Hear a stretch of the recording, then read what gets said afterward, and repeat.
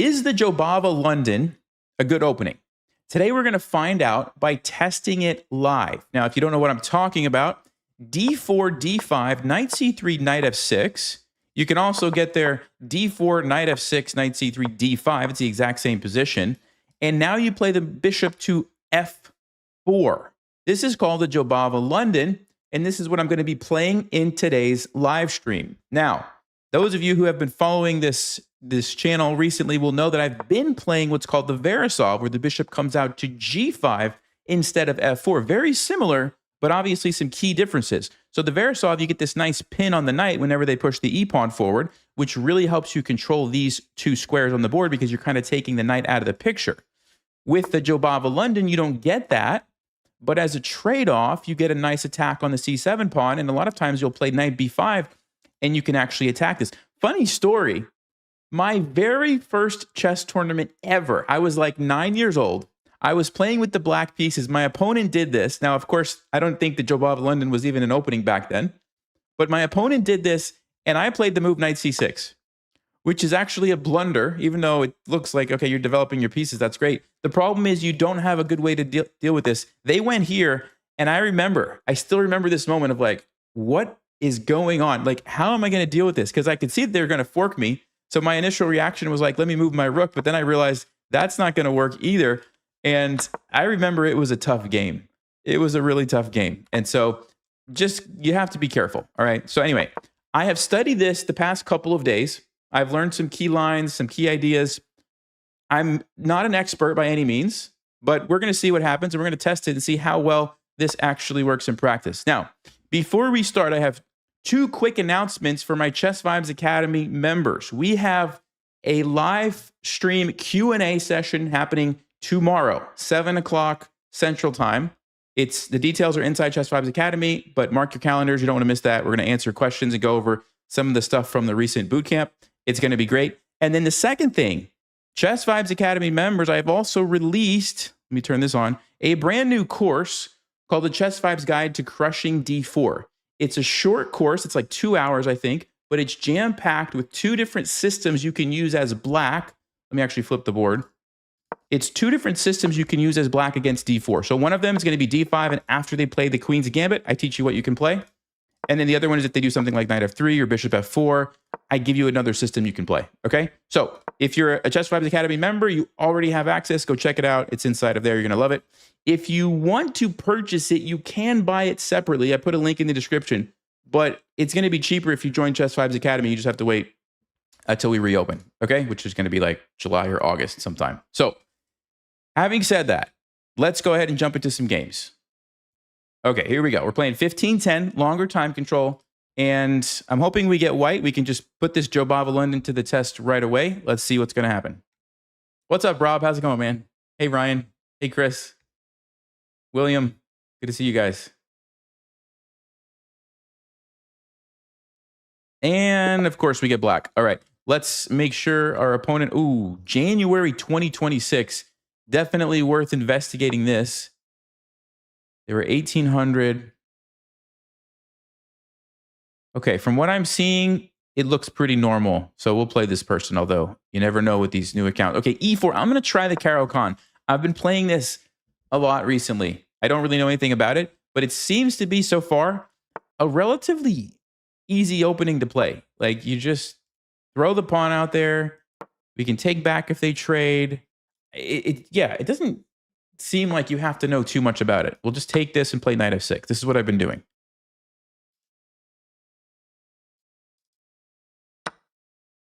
Yep, we'll go knight f6 here. And we will get doubled pawns if they take, but the nice thing is it opens up both of our bishops right away.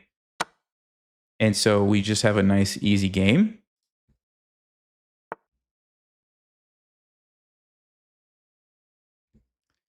c3. Okay, so the first thing that I think I'm going to do is bishop d6, because I don't want to let white's bishop go there. Because once we get our bishop on d6, this bishop doesn't have a lot of good places. You can't go here, you can't go here, you can't go here. You can go here or here, but I mean, you're just going to be hitting your own pawns. And they're trying to do the same thing to my bishop. But the difference is, at least I think the difference is, they're going to have to bring out their knight, and I'm going to have this nice move at some point. So I think we're going to castle here. Now, I just want to double check that there's no craziness with queen h5. Yeah, surely we should be fine. I mean, we have all kinds of options. We could play g6. We could check g6. Yeah, h6. Yeah, that's going to be just fine. Let's go ahead and castle.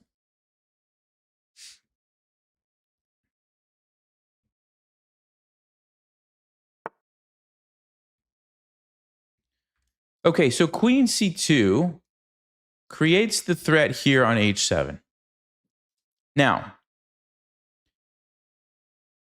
you always have to remember when you're defending on your king side that every time you move a pawn forward, you create weaknesses around your king. So it's a question of, do I want to create weaknesses here, or do I want to push this one and create weaknesses here, right?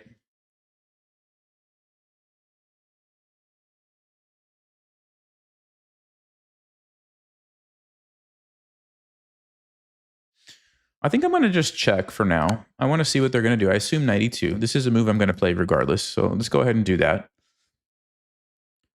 And then let me think.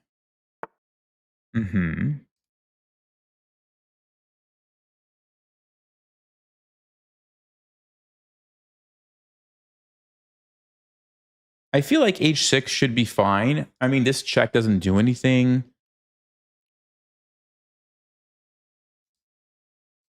I'm just not sure. Does h5 make any sense if they're going to castle? Like, do I want to be able to push my pawn down here? That's kind of interesting. It's a bit more of a committal move. I know I saw some GM do this in one of his Caro-Kann games. I just don't know if this was the moment. I don't know at all if this was the moment. It kind of looks like white wants to castle the other way and maybe attack me. So I don't think it makes sense. I think that was only after they had already castled. So let's play h6. Let's play h6.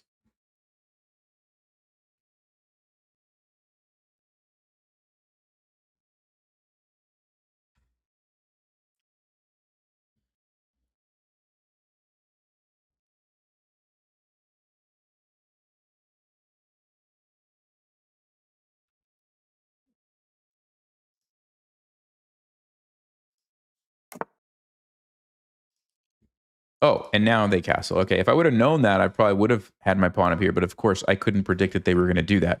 So how do we get the pieces out? I mean, maybe just reroute the knight to f8. With the knight on f8, there's no mate. That seems real solid. Of course, I can try to do my own battery here, which actually does prevent bishop f4. Maybe I should do that because bishop f4 probably is a very natural move.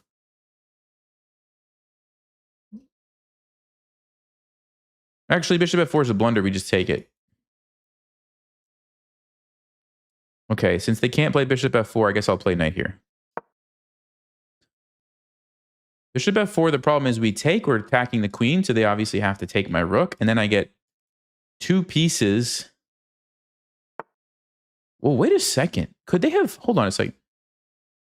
Could they have played queen takes, queen e4 with the threat of coming down here? Ooh, we'll have to look at that after the game. That might actually be interesting. Okay, but they don't go for it. They go for here instead. All right. So let's think about this. Queen c7 attacks the pawn. Of course, they can just move it. Or we reroute the knight. I think we just reroute the knight. I like the knight on f8. I feel really safe with the knight on f8. Also, lets my bishop out.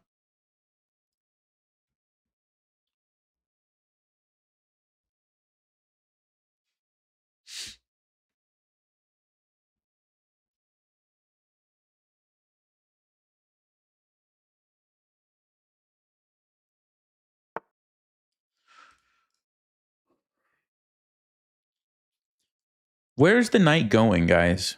No, no, no. It's going here, h5, and then they're going to try to sack or something. Some sort of crazy sacrifices. What if I go queen c7, bishop g4, attack the knight?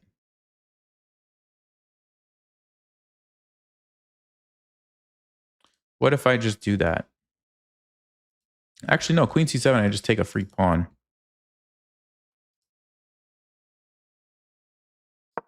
So what are they going to play? Queen d2? G3?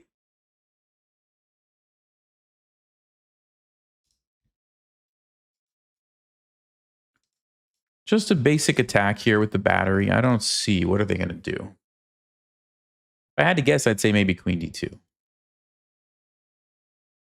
With the idea of sacrificing here at some point, which I'll have to watch out for.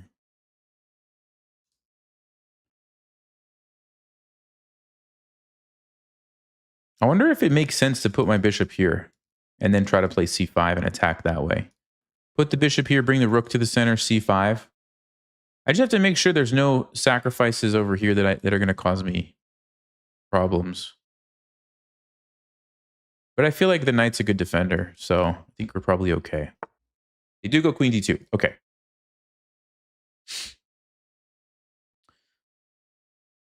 This doesn't work because they would take with the pawn. G5 would win me a pawn, but I don't think it would be worth it because knight h5 and my position around my king is falling apart. So we're not going to be greedy and do that. We could play knight e6, actually, and trade this knight. And then our bishop has a nice square to go to. That's interesting. Knight e6. If they try to move, then we would grab the pawn. If they take, bishop takes, is there the sack? I don't think so, because we would just play f5, right? Some check, I just move.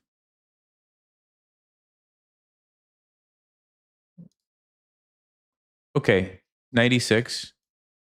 Just because, why not? Like, trade my passive knight for this knight. Let's go ahead and do it. I don't want to use all my time here.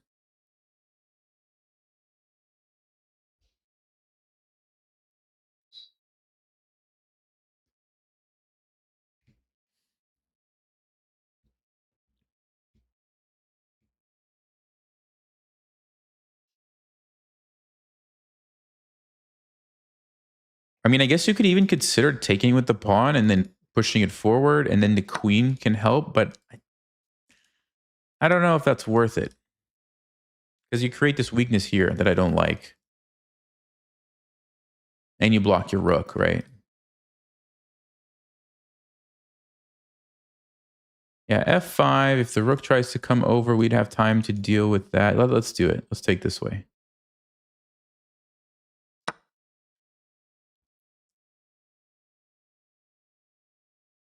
Oh, what am I doing? Why didn't I take the pawn? That would have been a great in-between move, right? Although, actually, I don't know.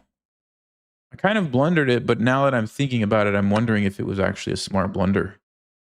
Because if you imagine if I took that, they move, I have to take this back. They can actually trap my bishop. So I would be obligated to sacrifice it. And then, yeah, I'm probably going to not enjoy that position. Rook's going to come over. It's interesting because maybe I do have it. It would have been worth considering. I may have missed it. I may have missed it. Okay, well, you know what? Too late now.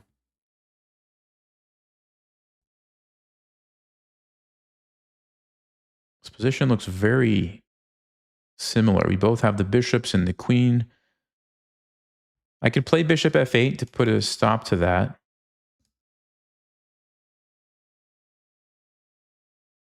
I feel like just rook d8.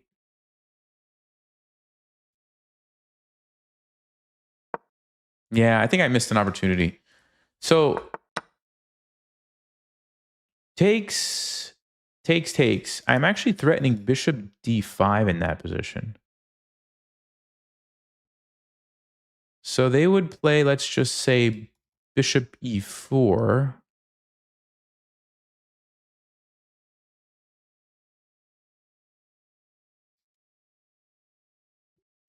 I mean, it would have been complicated. It would have been complicated, actually.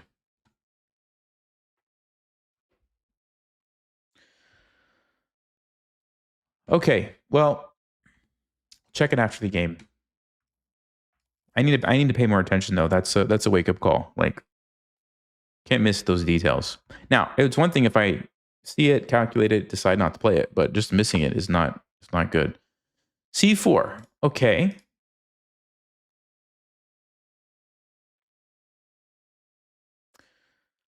So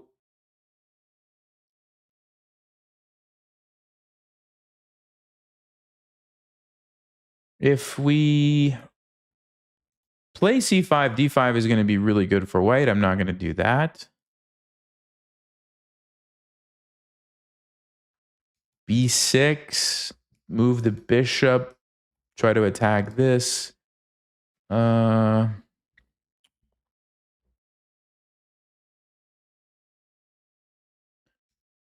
Queen e7. What's my idea with queen e7? Well, I want to go here if a rook comes there. Otherwise, I'm going to go here and try to checkmate. So they'd have to play g3 or f4, very weakening moves. That's actually really interesting. And if they play d5, I guess we just take it.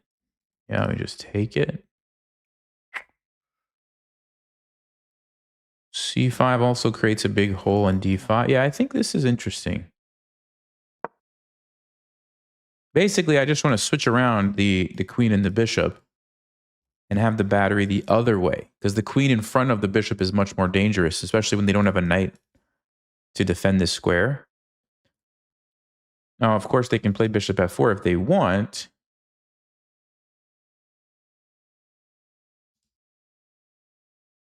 But then I think we can take, and this pawn looks weak. Something like queen d6 hits the pawn.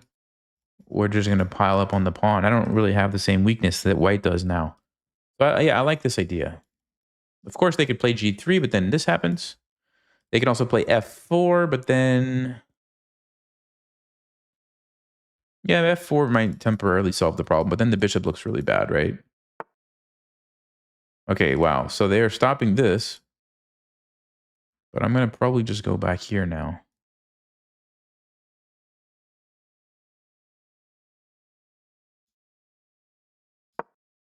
Yeah, let's go ahead and get ready to reorganize.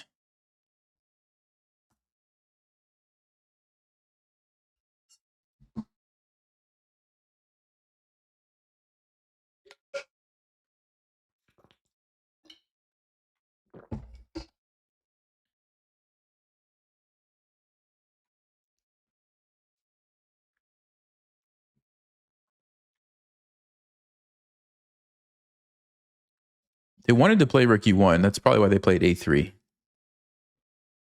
But now they're realizing that this is going to be a problem. So they might try bishop f4, but like I said, we just take it and go queen d6. And if you trade queens, you have a problem. So what can white do?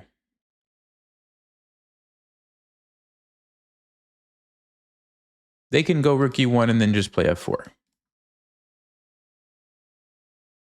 They can do that.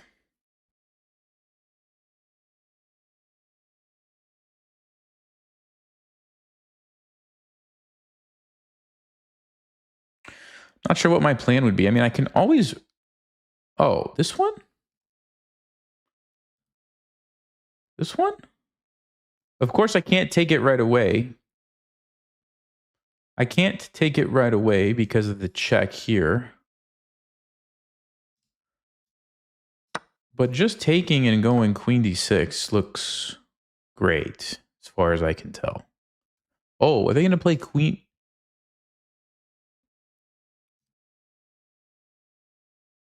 Wow, it's taking them an awful long time to recapture this bishop. That's strange. That was very weird. 20 seconds. Okay. This move, I guess we have f5. I guess we just have f5.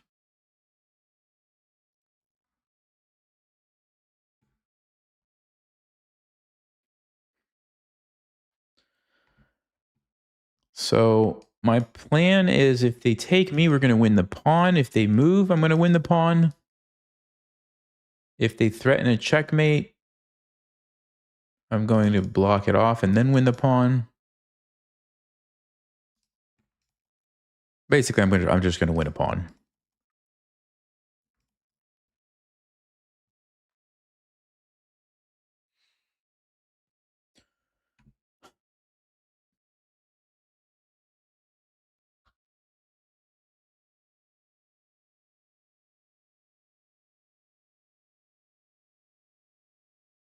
I wonder if they missed this idea. Why else would you play bishop f4, right? Unless you didn't see this follow-up move. Now, of course, the game is not over just because we win a pawn, but it's a good start in the right direction. Because then we would have 4 against 3. And then also we have more control of the open files with our rooks being better positioned than white's rooks. So I definitely am okay with like a queen trade or something. Now there's an interesting thing actually. Takes rook d1, tactically defends because of the check. However, double up, and I think I take it next move. If they push, of course we just take. Yeah, so either way, they're going to lose the pawn.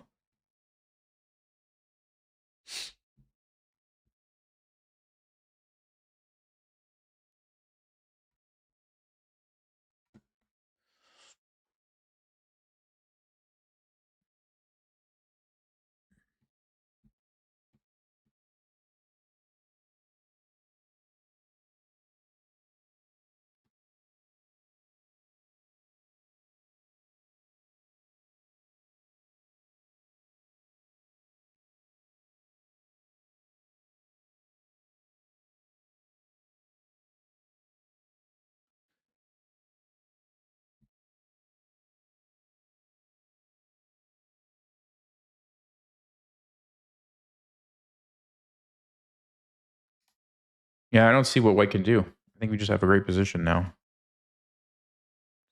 Probably had to go for the line where they played f4. So something like bring a rook to the center and then play f4 to stop the checkmate. Okay, so we're going to win the pawn. They can play rook d1. And then, like I said, we'll just double up and take it next move. And make sure you don't fall for the discovered attack there.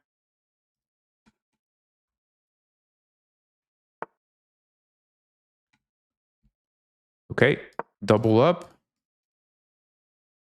And now I think white is out of ideas to save the pawn. Which, you know, you don't usually think about it, but back when they played c4, that was kind of a risky move because then your strong point on d4 is now a weakness, right? And it took a while, but eventually we are seeing that now.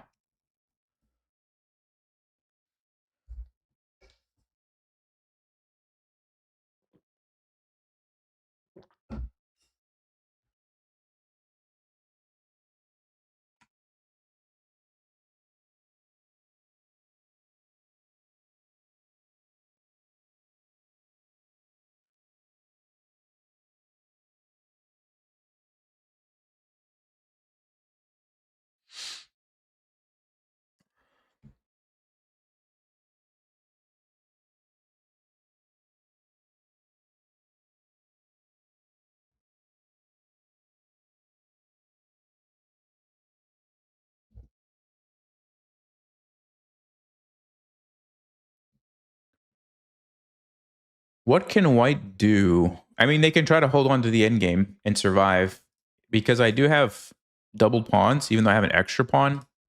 Maybe that's their best chance. Just try to hold on to the endgame, but I don't know. This looks pretty powerful. The double rooks here too. The battery, and then this might also be another target. Okay, I guess we got to take it, obviously. And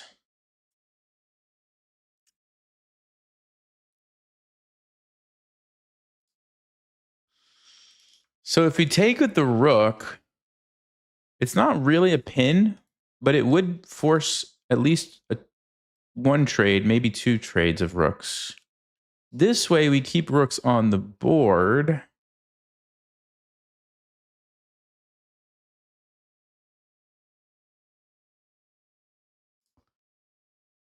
I'm trying to think like in an endgame where you have 4 against 3 on one side like this, is it better to have more or less rooks? I don't think I know the answer.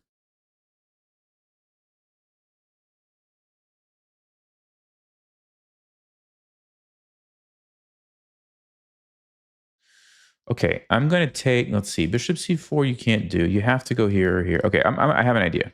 I have an idea. I'm going to take this way, and then I'm going to put my rook on d2, because then if you take me, you're going to be losing another pawn.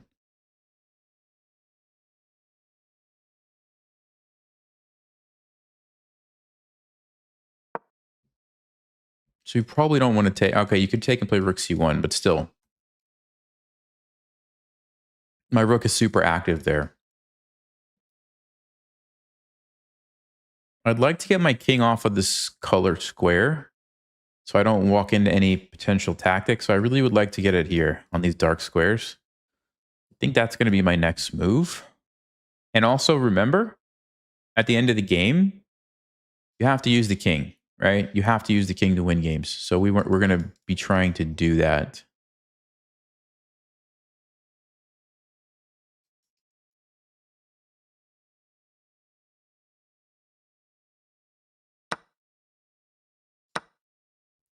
Okay. So they're kind of tied up here.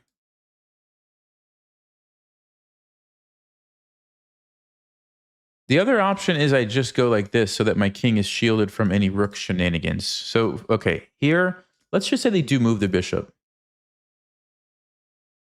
We take, they can't check me, but they could go here.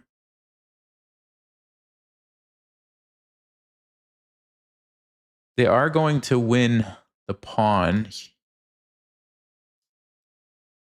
I can make a trade. So let's say they take, I take, but then I'm going to get checked. Checked. I guess I can run and be fine.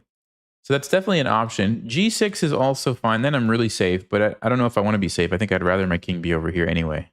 This is going to be nice and solid because of the bishop.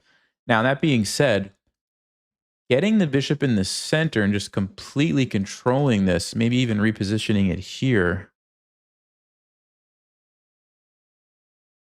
also looks pretty good. Have to be careful for back rank checkmate though. So like, is there some tactic? Bishop move somewhere, checkmate. I can always play g6. I'm really torn, guys. Like, I think both of these moves are probably pretty good.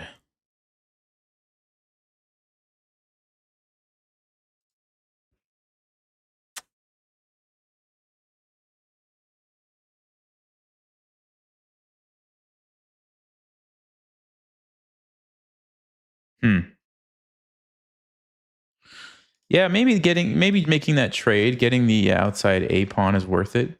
So king f8, bishop here, takes rook c7. Let's just say rook goes here. They take, I take. Start pushing the A pawn. Alternatively, we go bishop d5.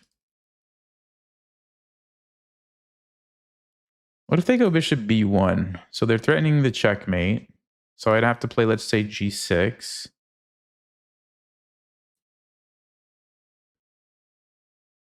b4.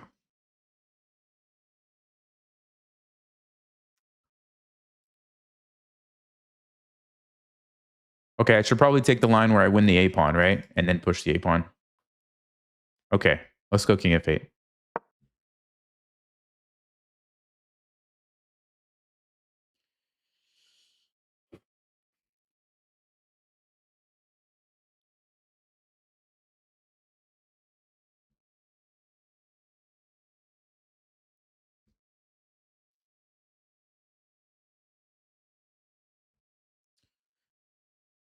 So I'm expecting, okay, I was not expecting that. I thought they were going to go here.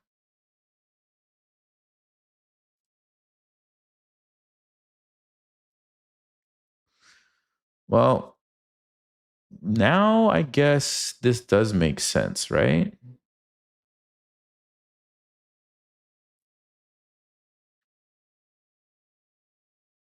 Not allowing the bishop to get that diagonal.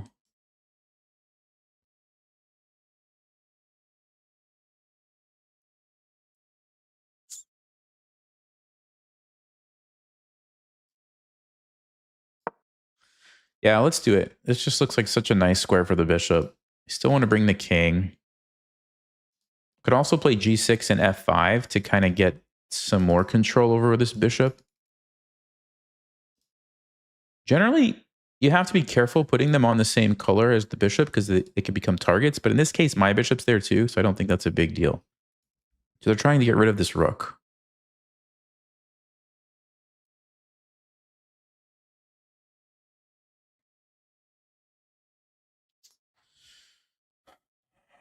Okay, let's see.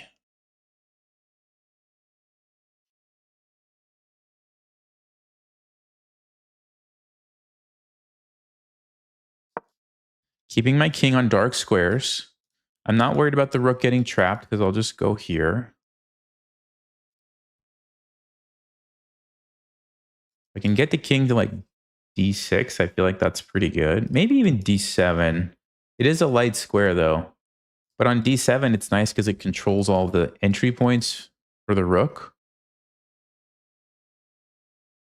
d6 is pretty good, but then the rook could at some point invade and start being annoying from behind. So I don't know. This one we could stop easily with g6. This one, I guess if we did like a6 and b5. So I'm struggling between which of these to go to.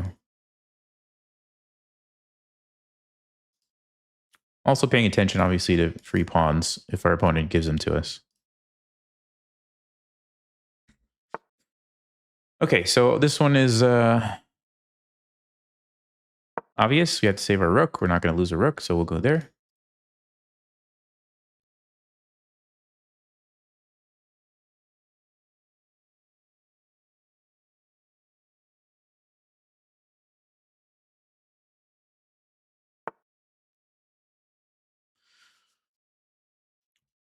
Okay, f3. Uh-huh.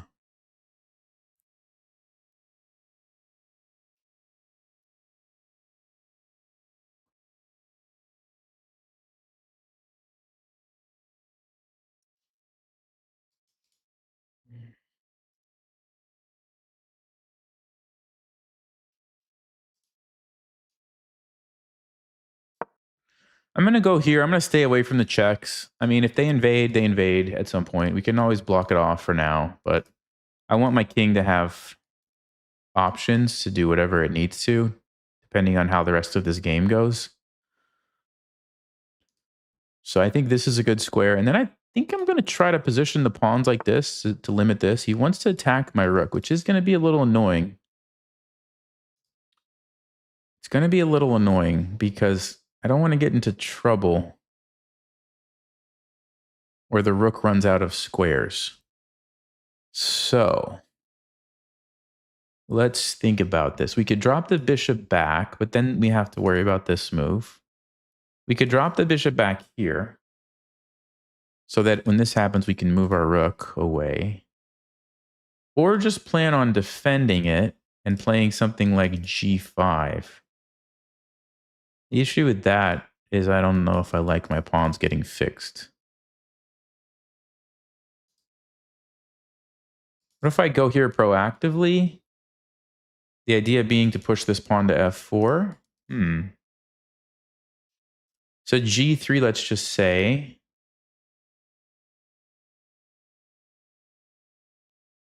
g5, g4, we could invade. So they would actually never be able to play g4 once our king can get in, I don't think. It's not a big deal, I don't think. Okay, let's go.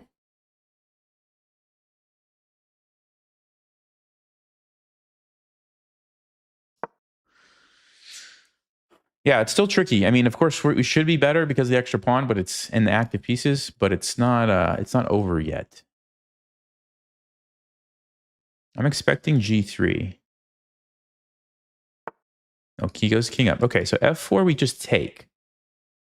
f4 we just take. So I can play either f5, then if this happens, g5.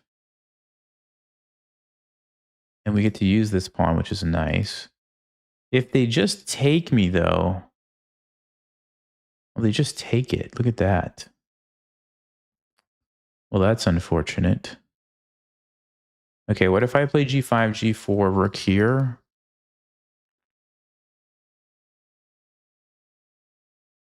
That could work.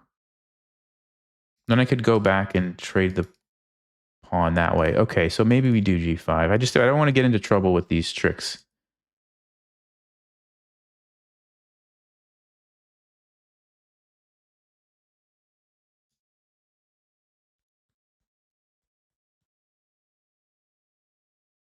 Okay, let's do it. Let's do it. Generally, I don't like doing this, right? I don't like allowing a pawn to stop two pawns. But I think I'm going to be able to, at some point, do this and either push it or trade it off. And then at some point, again, push it and trade it off. And at some point, again, get a pass pawn. So I think we're okay.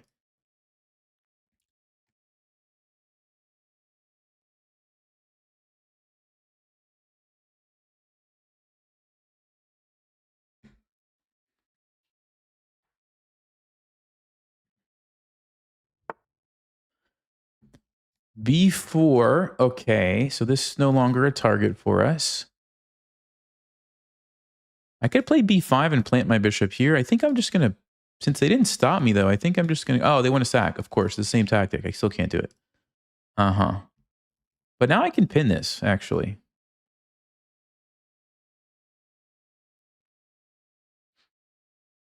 Very annoying pin.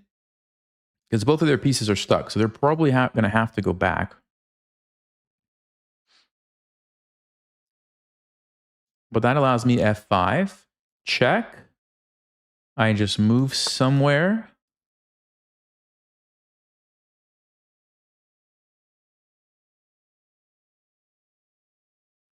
Okay. Interesting move. I guess we're going to go f5.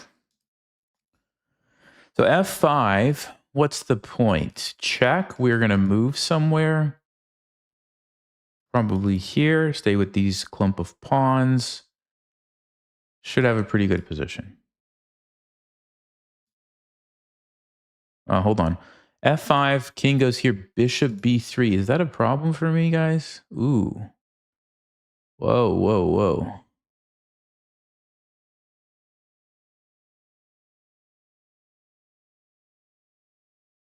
That was very sneaky. So maybe I need to go to d6. Then my bishop's defended. I can just move my rook.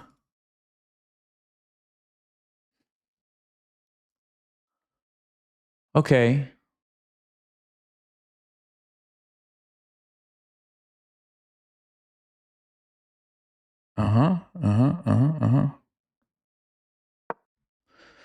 So I have to go to d6, keep the bishop defended so we can meet this with rook c7.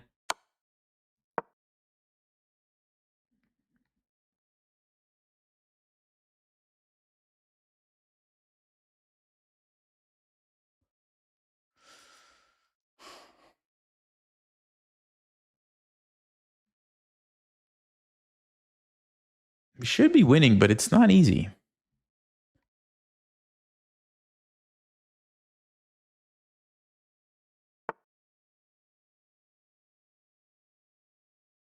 Okay, he does invade.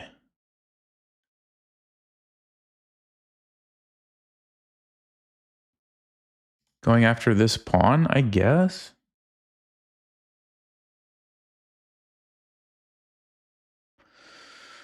How do I defend that pawn?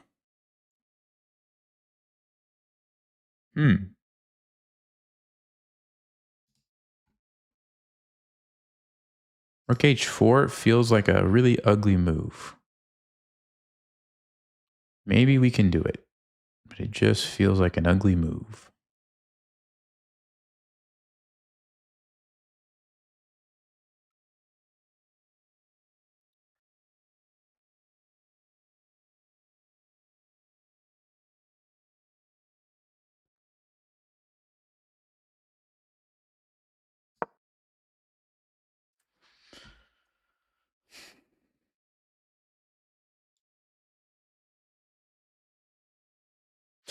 I mean, I guess my plan is to go there anyway and then try to blast up these pawns with G4, take, something like that.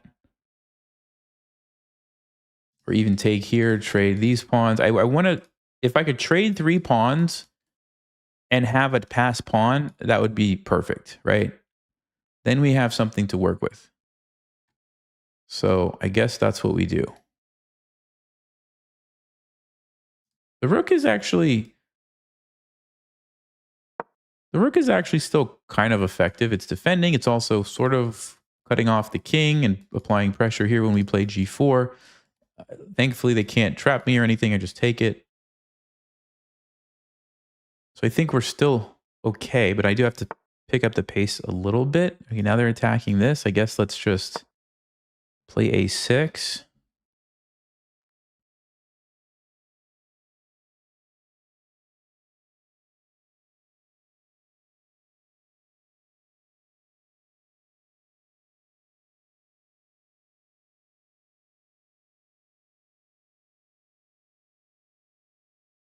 If they attack this pawn, yeah, I think I'm just going to go here.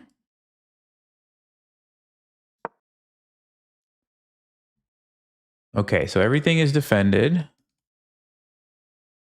Now maybe we can play G4.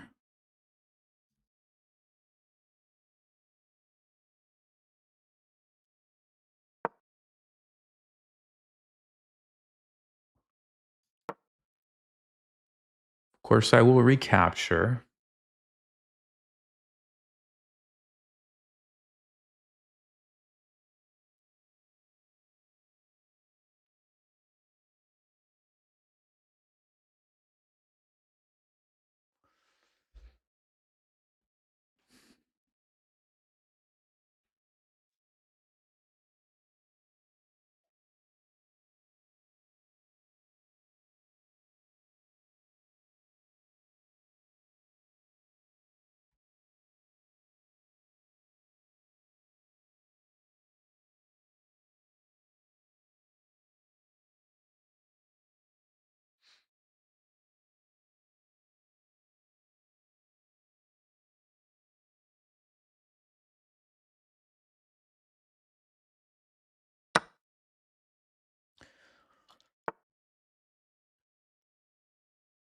Okay, so they go back. So options are we push and try to target this pawn. We take, and then we have the H pawn. I think I like this. How are they going to defend this pawn?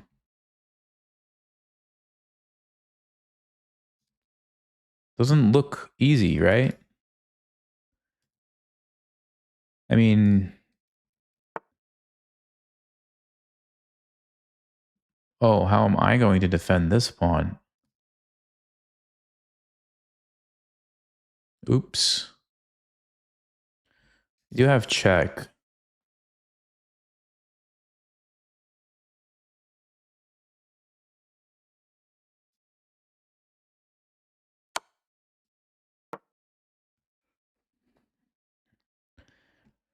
I didn't actually think about rook G8.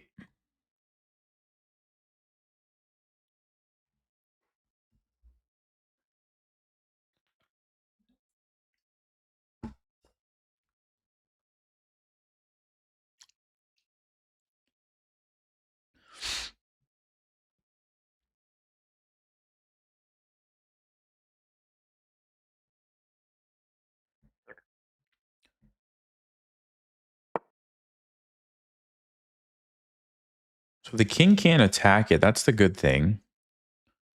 So I am threatening now to go here and take this pawn.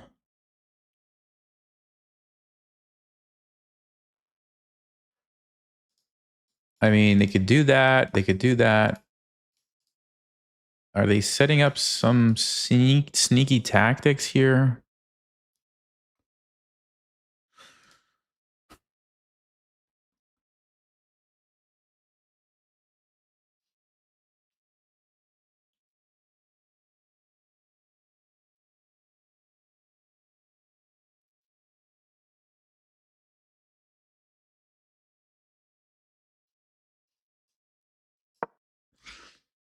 No, I think it's a win for me, right? I think it's a winning endgame for me because I'm going to have the two connected pawns as long as I can hold on to them.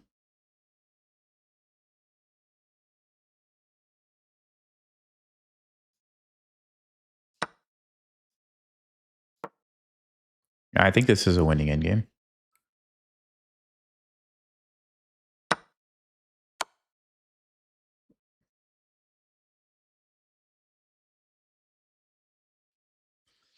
Ah, but if I go up, they're going to take it, so I have to go back.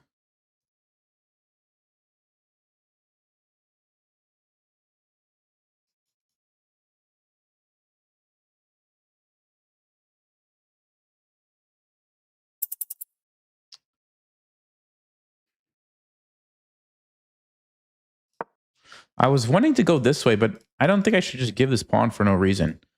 I think if I do this, this is win, right?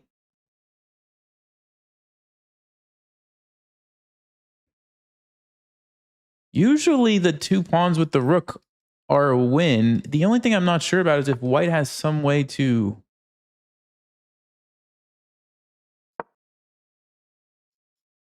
do something with their king.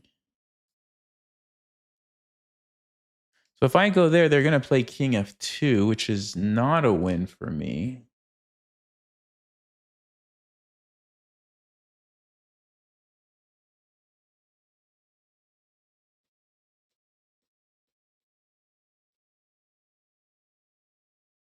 I can go here and take this.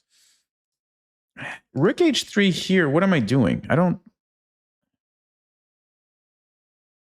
What am I doing? h5? They're going to take. They're going to take this and win. Oh, yeah. Okay, I guess I have to do this. I feel like I'm messing this up. I don't know. I feel like I'm messing this up big time.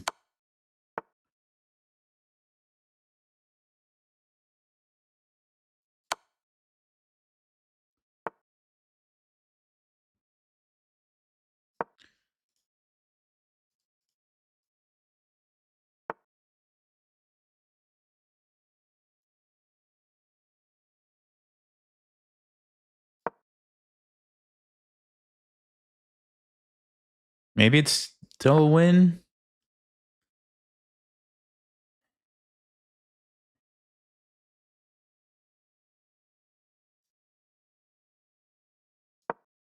Okay, I'll give him this pawn and I'll take this one.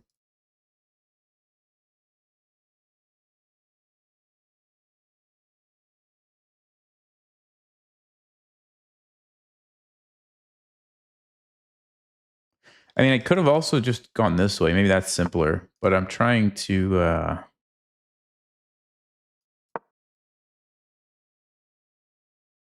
also sort of keep an eye on this. So maybe I'll just run here. I don't actually know.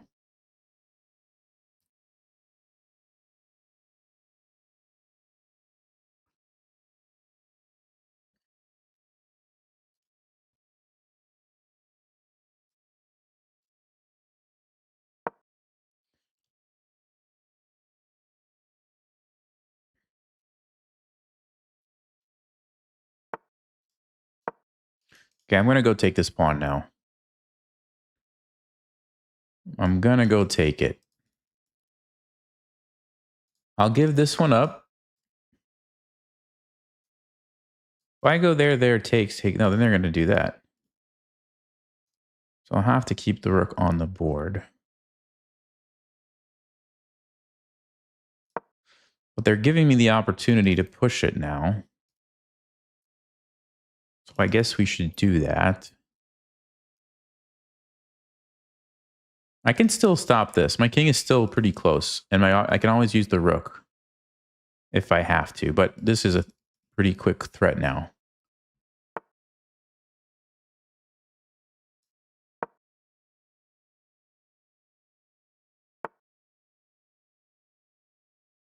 So check, they go there.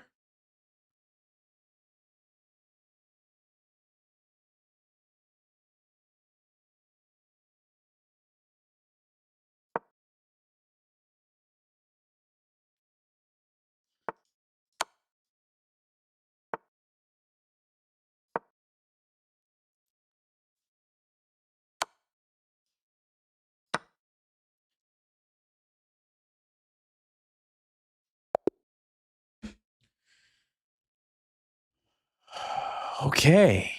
That was surprisingly not as easy as I thought it was going to be.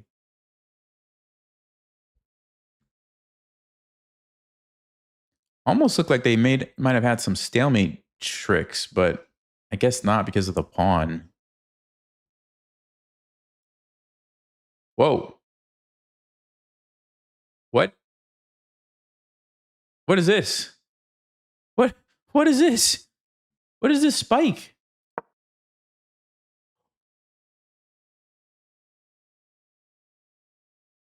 Oh, wow.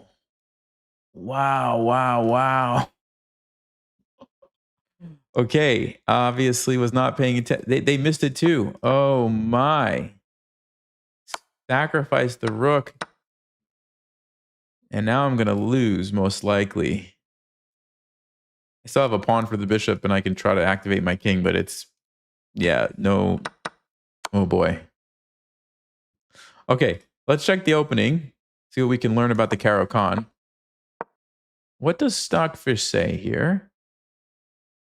Stockfish says h5 is the move. Wow.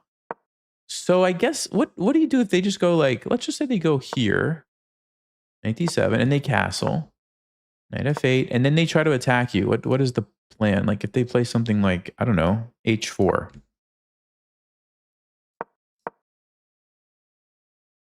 Oh, you have a tactic, so they can't do that. And if they try to do like, I don't know, h3 to play g4, I'm just curious. Wow, it's so interesting. Stockfish is basically just like, who cares if they try to attack you? You just have such a great position, they can't do anything. Interesting. So h5, I really need to remember this if I'm going to be playing this Caro-Kann line. h5. That being said, h6 is also not bad. Knight d7, knight f8. Queen here, this is okay. Yeah, they did blunder the pawn and I missed it. I should have taken it. So let's actually see. Takes, takes, takes. If they block, they have no way to stop my threats, I guess. c4, check. Bishop d5 anyway, threatening all kinds of stuff. The rook is coming in. Yeah, okay. So I definitely missed a golden opportunity here to just take the pawn.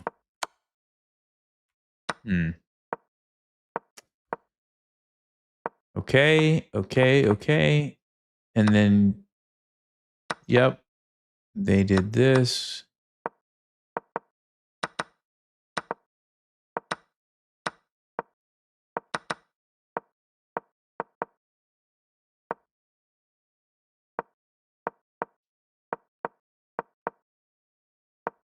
Stockfish would have played f5 right away and just traded those pawns and allowed this because of king f6. And after the bishop goes somewhere, rook a4. See, these are things that are very difficult to calculate in the middle of a game. Like all these random lines where you just allow certain things that just don't look good, like this, for example. Okay, anyway, blundered that. Opponent didn't see it, thankfully. And then I'm curious about this endgame too.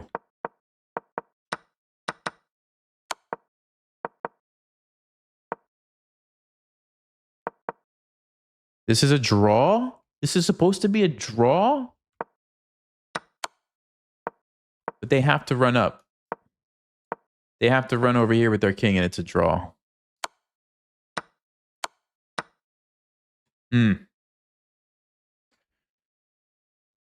Okay. Okay.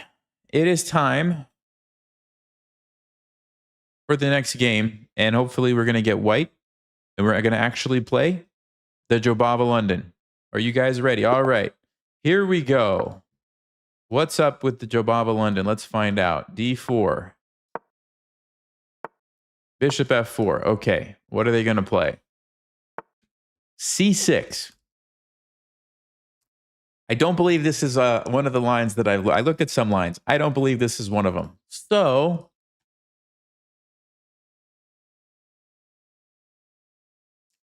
I guess I'll just make it up as I go along. How about knight f3? Queen b6, really? I know there's a trap here where you can play a3, but I don't think it's actually the right moment. No, it's not because of this. So it doesn't work. So there's queen d2, d3, and you sack the pawn, but I think I'll just hold on to the pawn. I don't want to sack the pawn right now. Let's just defend it. Okay. Maybe now we play e3.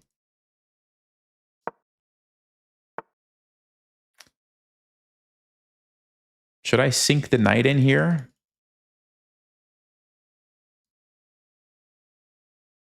It's usually a pretty good idea, I think, in these positions, right? Put the knight on e5. I could also play a3 to stop this annoying pin because they can't play bishop d6. Yeah, maybe a3 is actually smart. Maybe it is. Okay, let's play a3. I don't want to allow this move.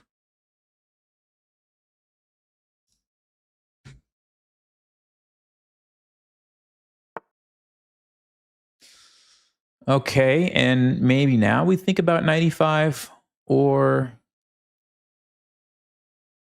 not. Then it does allow bishop d6. So I could just play bishop d3 here, although they might be jumping their knight in. So maybe I jump in first. Yeah, let's do that. I understand it allows bishop d6, but I don't think that's a huge deal. They take me. Okay.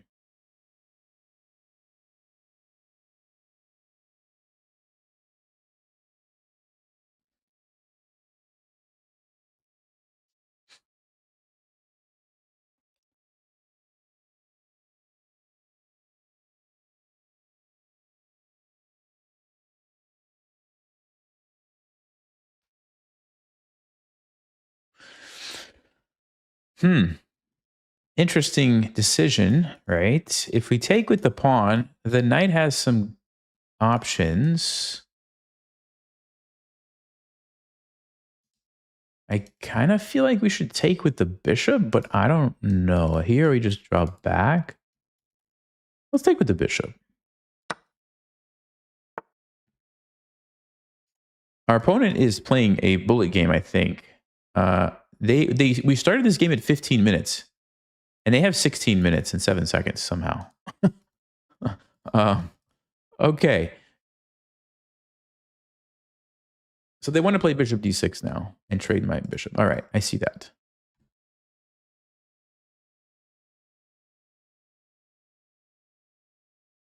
Bishop d3 probably, just get the bishop developed. I mean,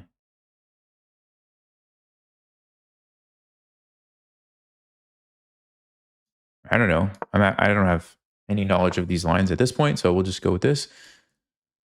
Bishop g6. Okay.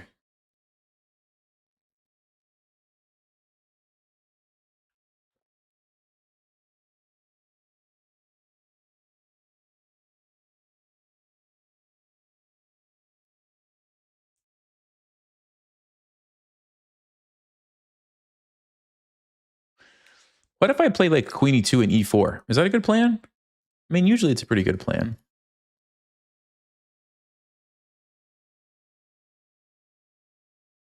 f4 also could be a move.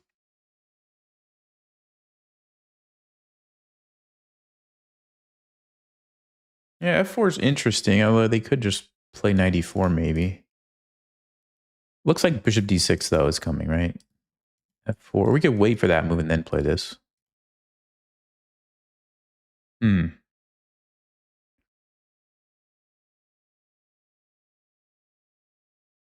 So f4, do I care if the knight goes to e4? That's really what I have to decide, right?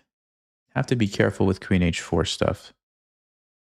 If I take it, my bishop might actually get trapped there. I don't want to do that. I don't want to do that. Maybe I'll just go queen e2 and get ready to play e4.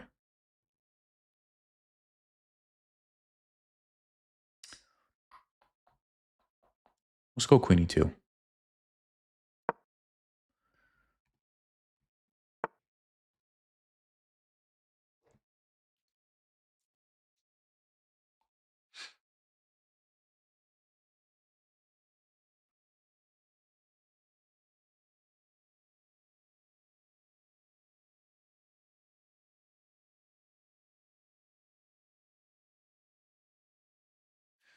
So what if I play e4 right now? What happens, guys? E4, if they take here, we just take back.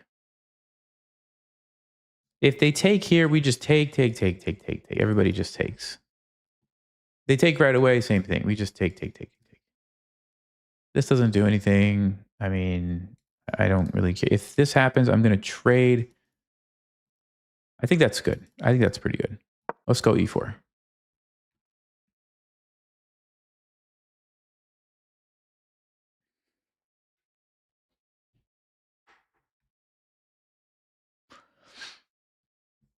Okay, our opponent is finally slowing down. I don't know what that means. Does that mean that they knew all those moves? That I was playing some theory? I was playing 11 moves of theory until just now? Or they just didn't feel the need to think until now?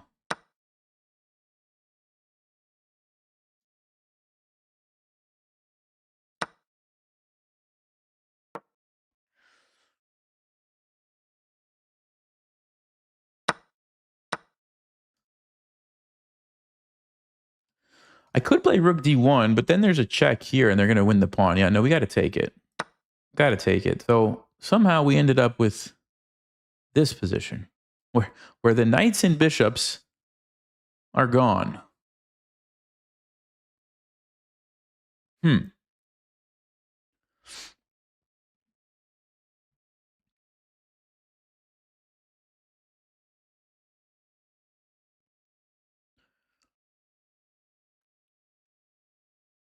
If I don't trade the queens,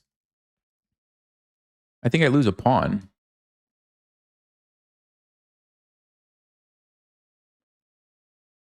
The only way to defend is f3, which looks... I think it looks wrong, although... This pawn's actually sort of clamped down on the position nicely. So let's say they played rook d8, king e2, king e7, rook d1. If we ended up trading all the rooks, do I like that endgame or not? Probably not. If we just take, I mean... I don't know, some boring rook ending, I guess. They take this way. Is my e5 pawn a weakness? It might be. It might be a weakness. Well, let's take it. I guess we'll take it. They take this way. Interesting. So they're going to try to use the C file.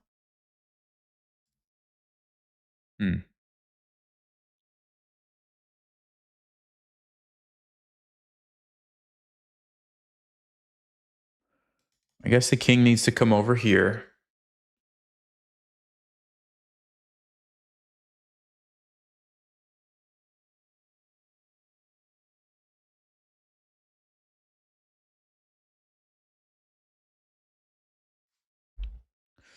They're offering me a draw.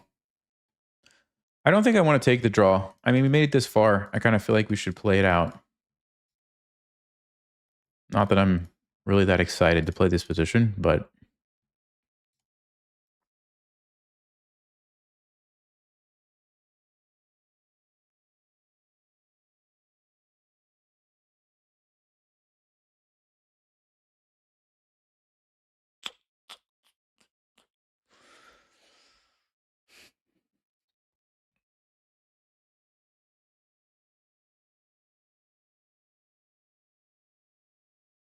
I think I want to put my rook on d4. Let's do that.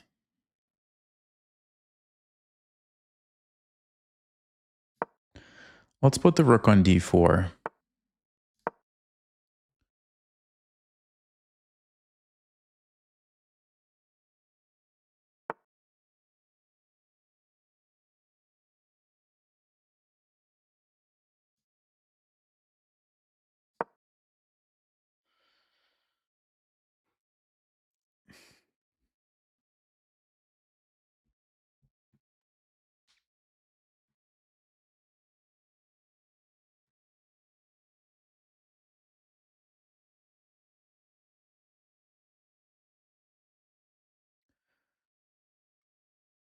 Sometimes people who are really good at openings and know lots of opening theory are not great at endgames. So I'm kind of thinking maybe we should play on because of that reason.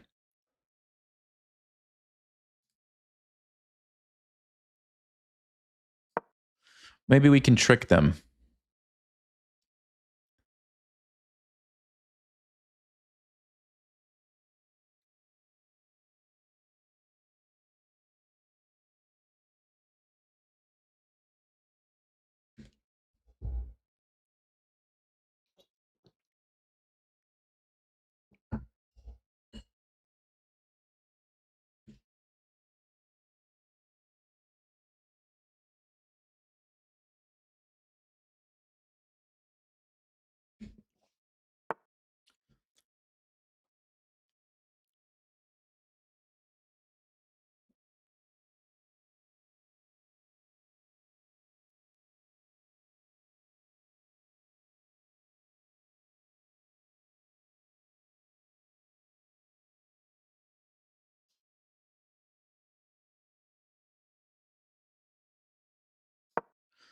I want to get this rook in to the game and obviously keep the king kind of towards the center.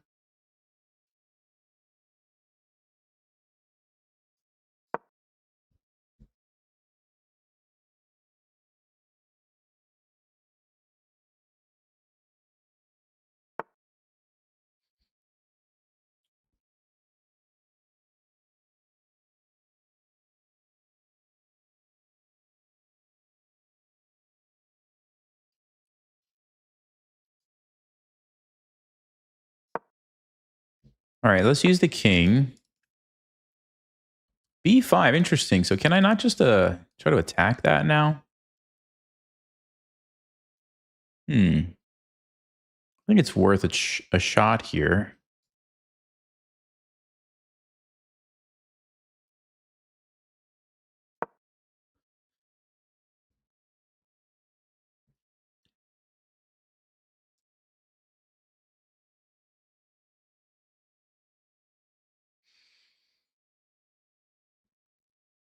Because if we can open up the A file,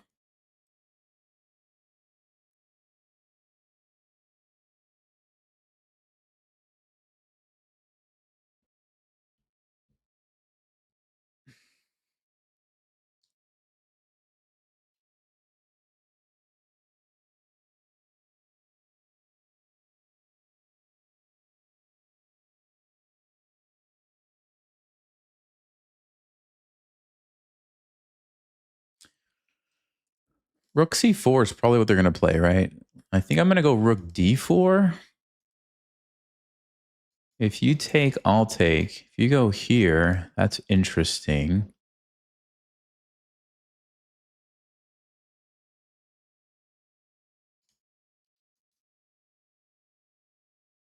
I could also just take it, actually. If the rook takes rook A1, there is a check, but then our rook, oh, that gets interesting, actually. But the problem with taking is they take this way, and then I have a target here. So I think we have to go rook D4.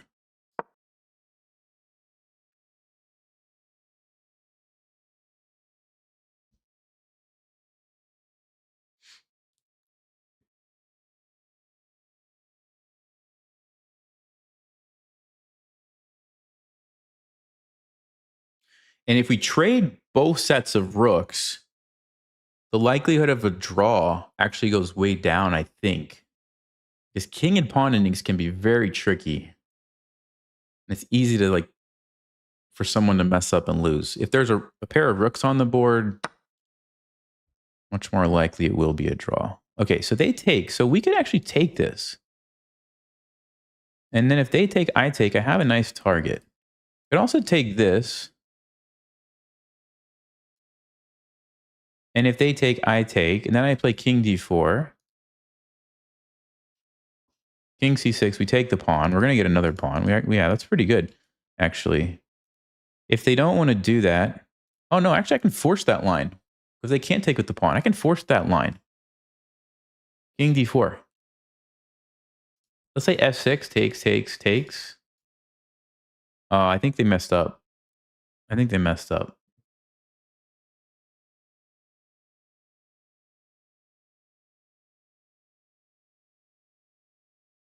Let's just verify. After king d4, a3 does nothing. I just take it. a5 does nothing. I just take it. Maybe it sort of temporarily keeps me out, but it looks very bad. I have a pass pawn. They can't win this pawn. Yeah, they messed up. Let's do it. Because of the pin, it forces the trade of rooks.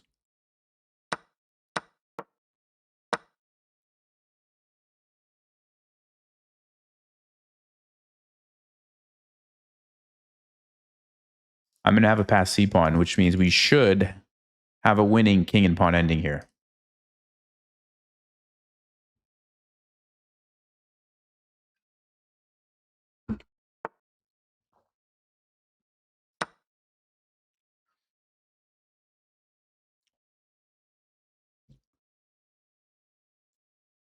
Even though I'm not technically up a pawn, I may as well be because these are just like one pawn and I have this extra pawn. Now, I still have to do this carefully.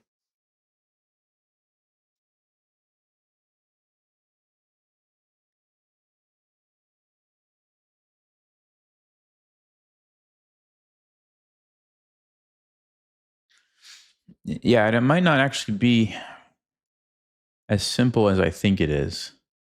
Here, check. If they go up, we push. They have to chase my pawn, but then if I can win a tempo, if I go here,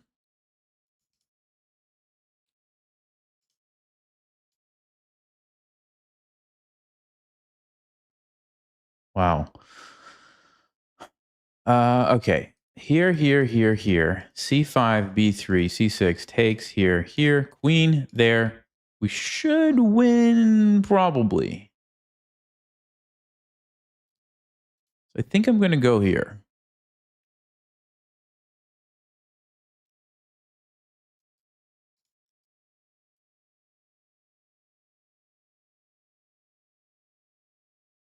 But the question is, can I lose a tempo over here? My brain, I don't know if my brain can calculate this.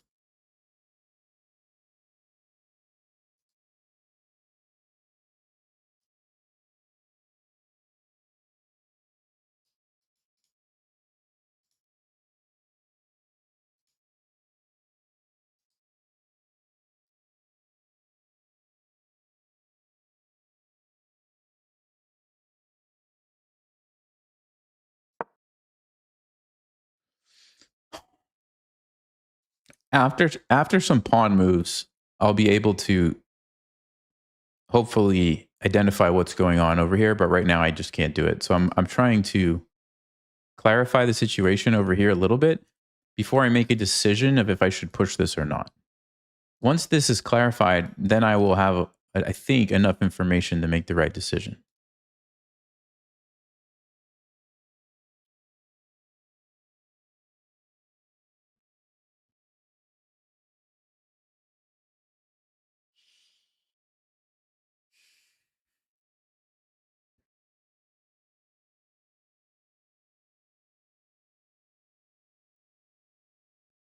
I don't know if it actually matters which pawn I move over here.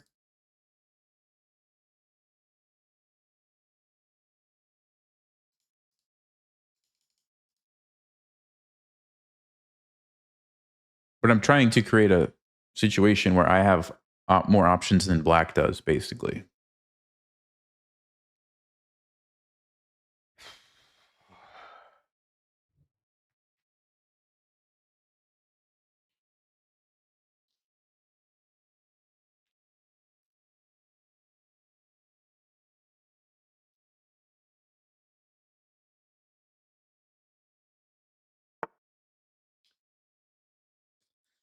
Okay, that's very interesting because now I have to decide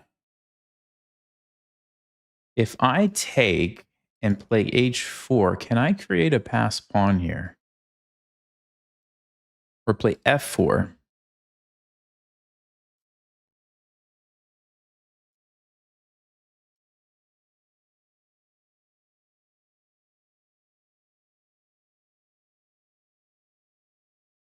I can also play f4 right now, but then they have the option to trade this, which, yeah, then they could trade and play g5. And then if I do this, they actually get the last move. I don't think I want that. I think what I do want is here. Then we can play this, force a passed pawn that's going to be very difficult for them. Meanwhile, I still have this pawn, and this one my king can stop easily. So I believe we should take and play f4. This I don't think bothers me. f5. Also, I just push. e5, we just take. Yeah, I think this is what we do. Because a passed pawn over here, black cannot deal with, right? Because if your king has to go deal with that, nobody can stop the c pawn.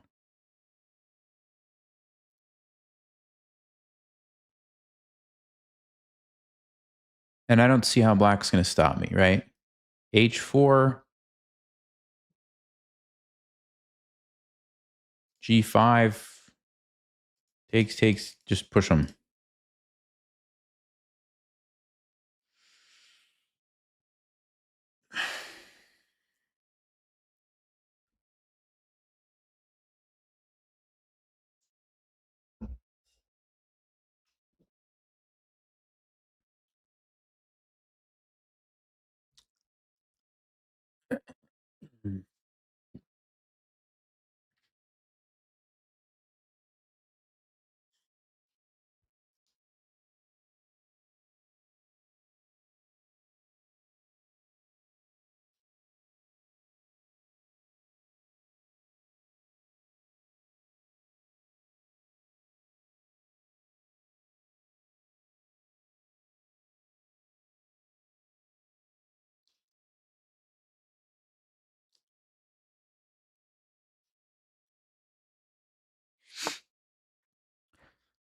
Yeah, so I think we just take it.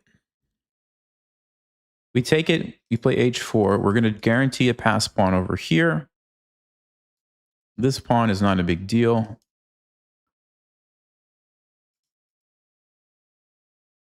The only question is my pawn fast enough? So takes, h4, e4, g5, e3 here.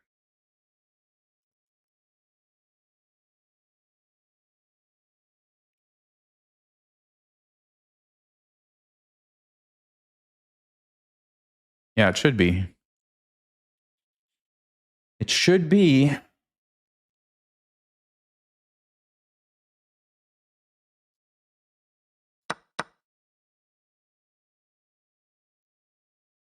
don't think it matters. I don't think it matters.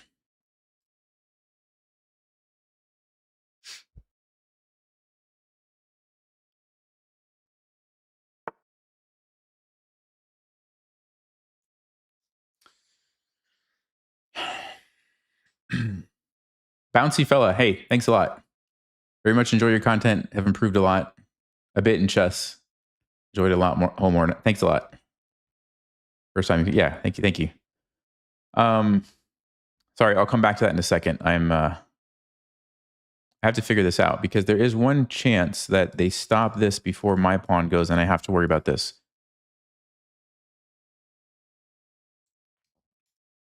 I don't think that's going to happen, but we do need to be careful because if I run over here too quick, this happens. So h4 here, h5 here.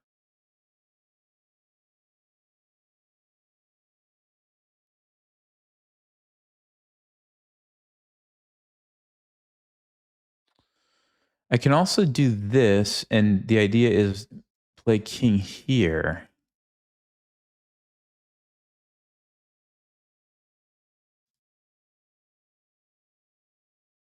h4 here,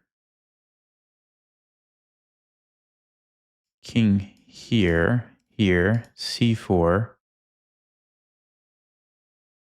That might also work. Does it matter?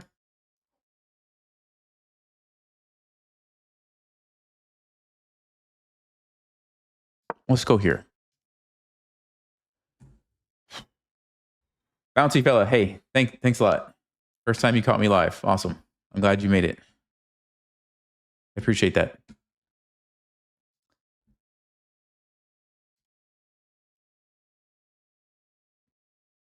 Yeah, you got to be really careful in these positions because it's so easy to throw away your win if you do one wrong thing. My key to victory is pushing this and one of these guys at the same time so that the king can't stop both. So as long as I just let this stop these guys, let my king stop this guy, and make sure nothing else changes about what I just said, I'm going to win, right? So the only thing would have been if I push these two quickly and now the king takes this and still has time to get back over and stop this or something, right?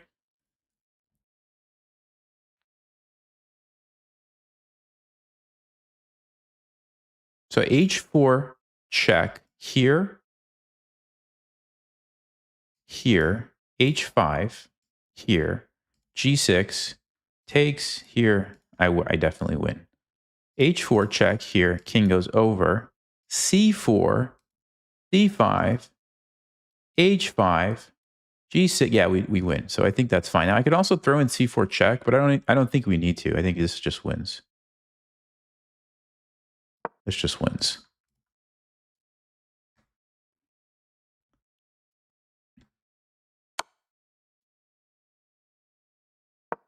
Yeah, so basically what I'm going to do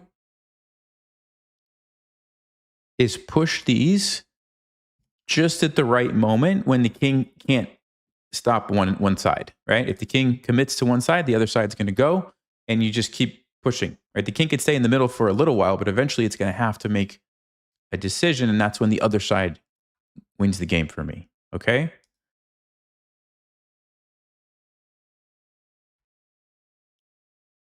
And I think black doesn't really have any tricks because it takes them too long to do all that. Meanwhile, I get a very quick pass pawn here. So I think we just win.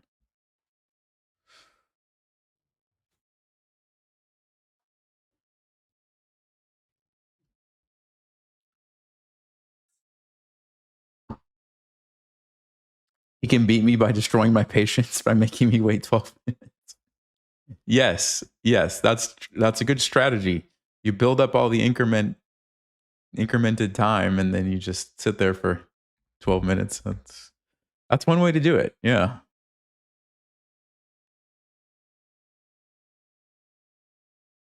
Well, that's the thing when somebody rushes so much, you have to be careful in end games, right? Even like as we had that rook ending, I think they just rushed it and allowed me to trade into this winning king and pawn ending. They probably were anticipating, they probably were thinking this takes, I take, and then they either like put their rook here to defend or they go counterattacking with their rook and they thought it's going to be a draw, which it probably would have been. They probably just missed that I could force the rooks off the board and then they lose a pawn. And that's, I think, how we got this game.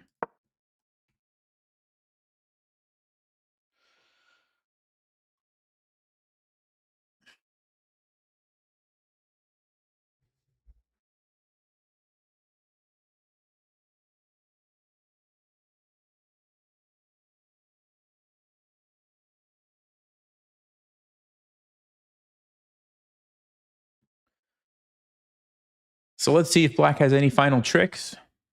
I don't really see anything, but let's see.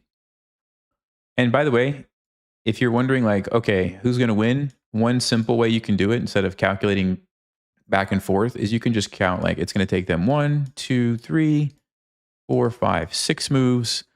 It's going to take me 1, 2, 3, 4 moves. And even if they take, it doesn't really change anything because then I recapture, right? So 4 moves against 6. Of course, I'm going to win there. And then If they push this, takes, and then go here, same thing. It's going to take them 1, 2, 3, 4, 5, 6, 7, 8, 9. That's even worse. And again, it's going to take me 1, 2, 3, 4. So they have to stop this. But like I said, the problem is this guy is going to keep the king pulled over here. Now, if these pawns were obviously connected, it's probably just a draw, right? Because then I can't even push by. But because they're isolated, it's bad news.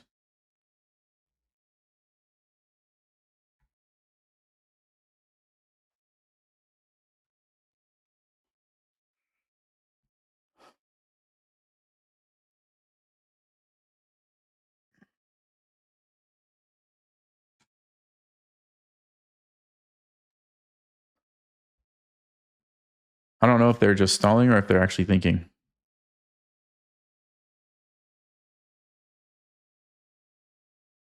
It looks like there are only 2 lines to consider here, and it looks like this is the one you have to play right now, but I don't know.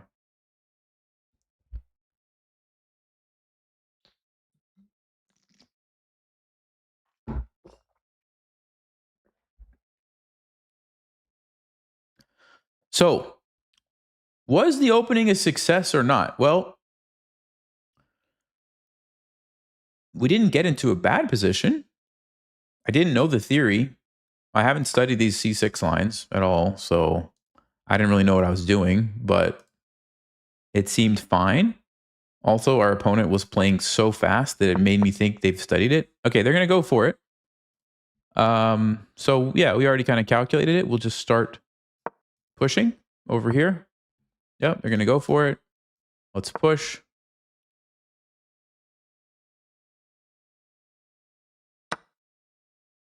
Now, sometimes in these end games,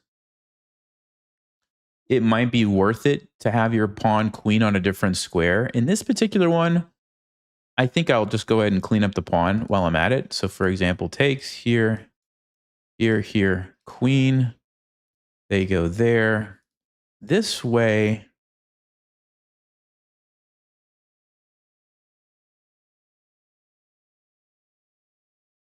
like if you really wanted the queen to happen on that square, we could throw in the check.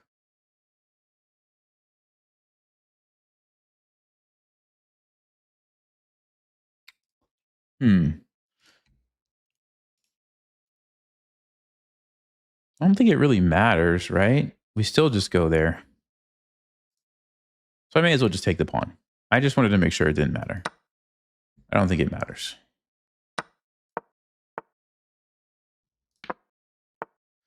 Now, I think what I'm going to do is push this, guys. Let him get a queen, skewer it, take it, and then get another queen. So if I do that, their king is on A1. It's my turn. I go 1, 2, 3, 4. They go 1, 2, 3, 4.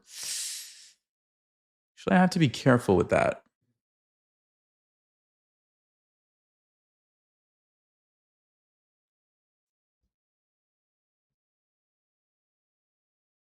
That's too close for comfort.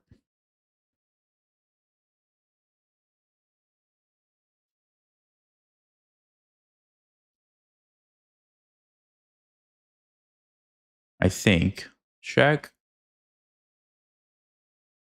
Here, here, here, here, here, here, queen, here.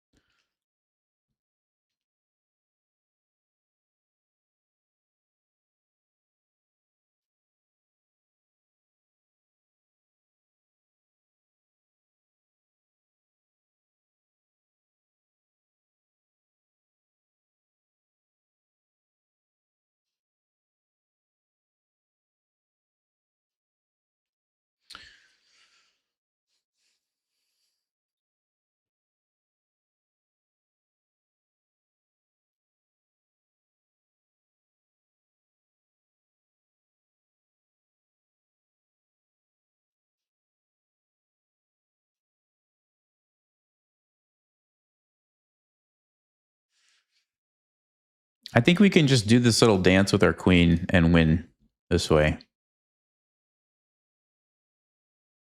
This is actually very interesting because there are, like, if you just removed all of the pawns and you put my king further away, this would be a draw. This would be a drawn ending because there's stalemate tricks. But in this position, there's a couple things. Number one, I think my king is close enough that there's checkmate ideas. And number two, it's not going to be a stalemate because he has a pawn he can move. So I'm pretty sure.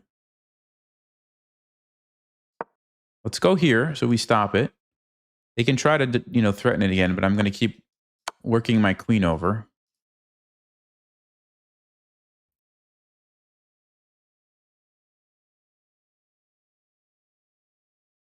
This is really interesting. All of the different endgame concepts here that are happening.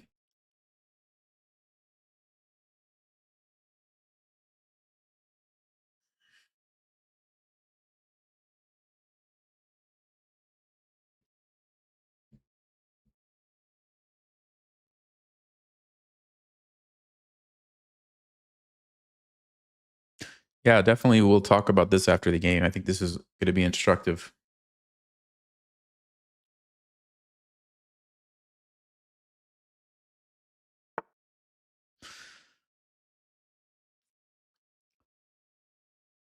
Okay, so let me go here.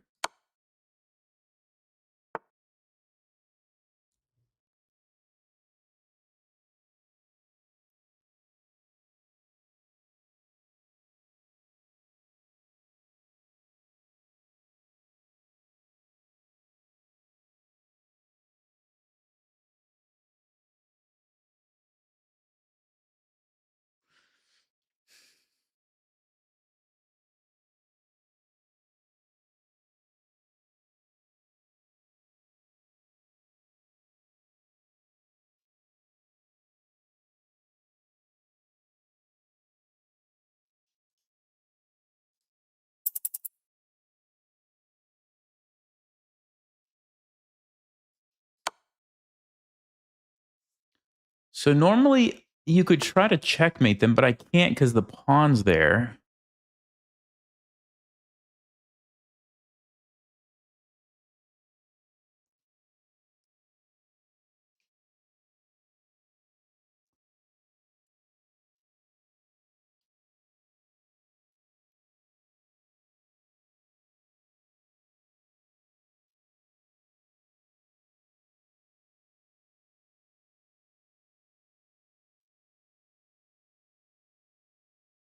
Okay, I think I see a way to win.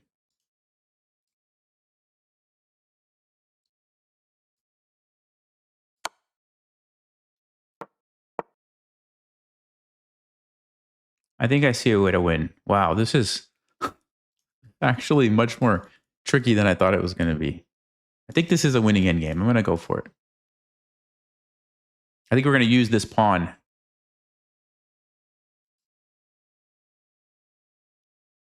to win, if I'm not mistaken. Hopefully, I'm not mistaken.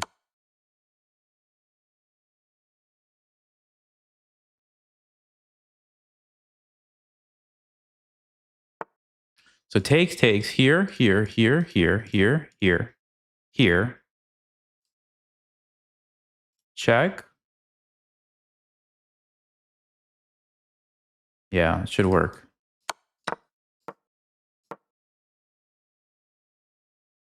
It should work, guys.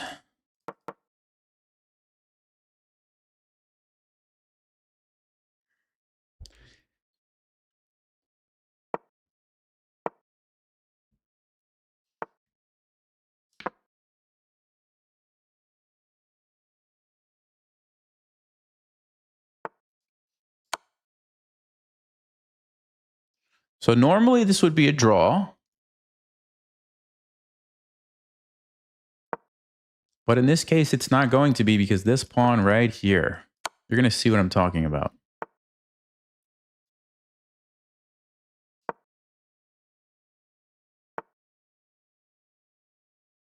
So, okay, normally I wouldn't be able to do what I'm about to do. I'm going to go check.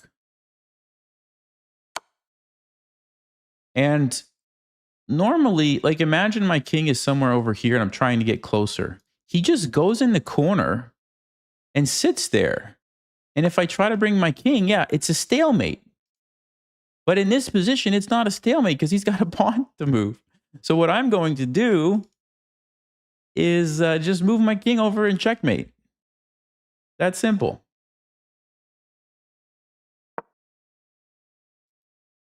Fascinating position. Wow. Fascinating.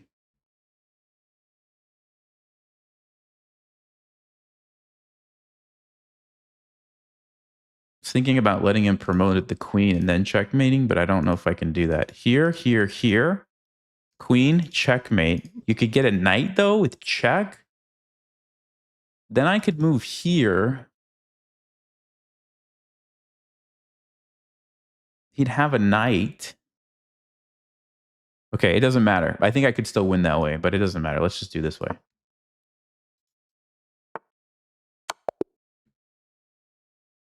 Yes. All right. What a crazy end game. That was wild.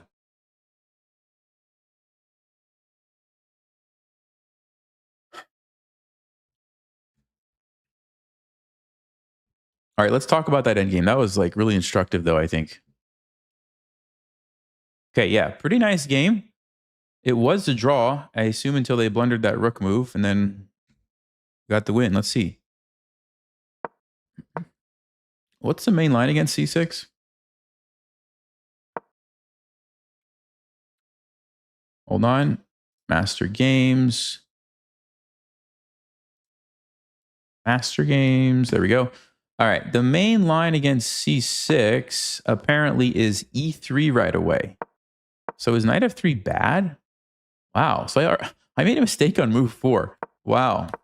e3. Okay.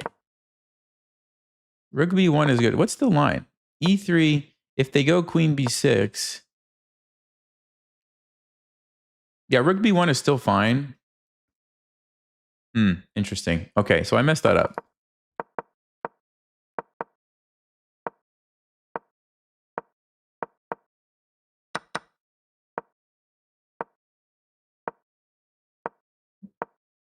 Yeah, so they must have just known all this theory.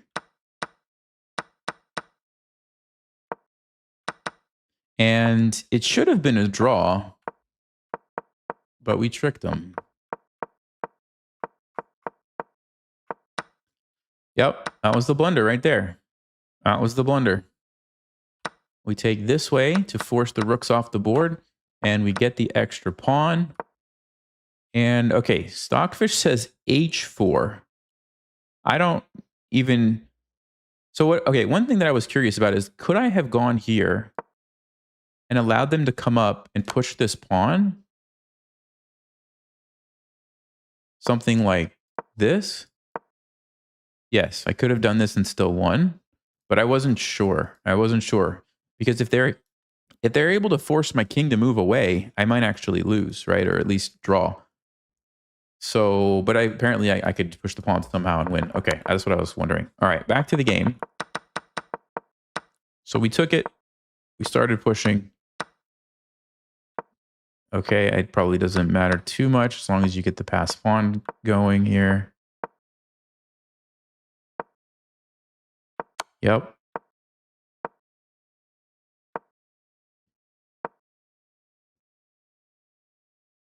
Stockfish says I could have taken this pawn? What's the point of taking that?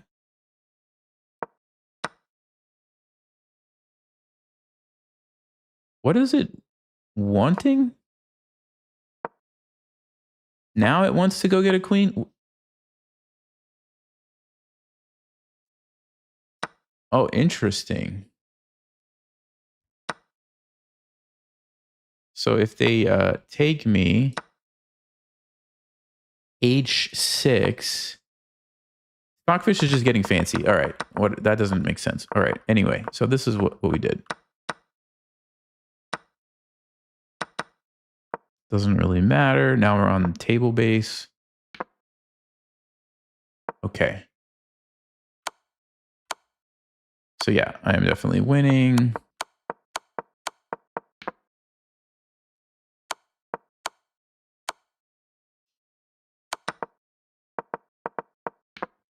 So yeah, let me actually pull up an analysis board. So analysis board here.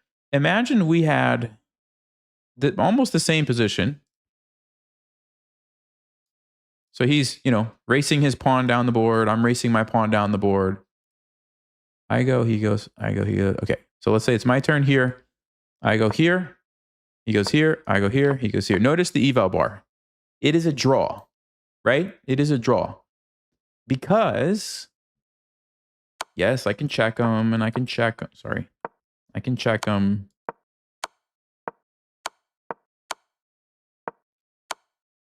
Aha. I've forced him to move away and take his pawn, right? Wrong. He goes in the corner. And to make progress, like to actually checkmate the king, I have to bring my king closer. Okay? But I can't, because if I do, it's a stalemate. He has no moves. So when you're looking at these types of endgames, if the pawn is a rook pawn or a bishop pawn, it's a draw because of the stalemate tricks. So this is the stalemate trick of the rook pawn. And there's nothing that I can do, right? I'll show you the other one. If it is this pawn, it's the same story, okay? So check it out. I can go check.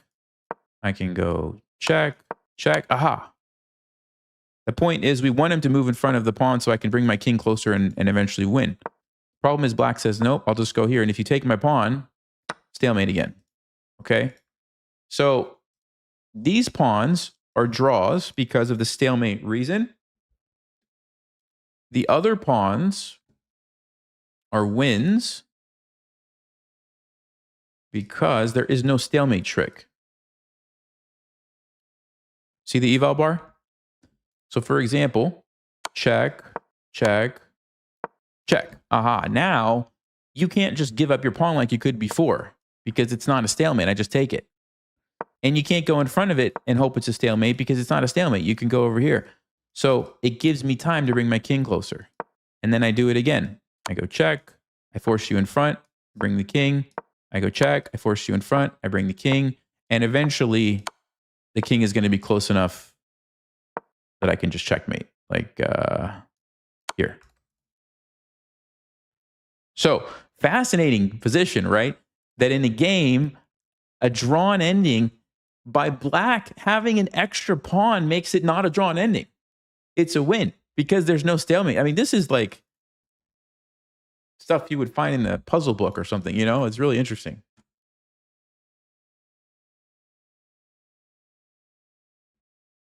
Really interesting stuff. Okay. So, all right, let's go to the next game. That was fascinating, though.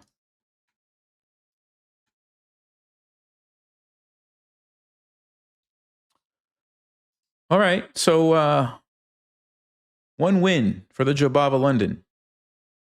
Although it happened in the end game. So, I don't know what that means. Let's do a quick check. 1300 bullet. I don't think we're going to be playing this game.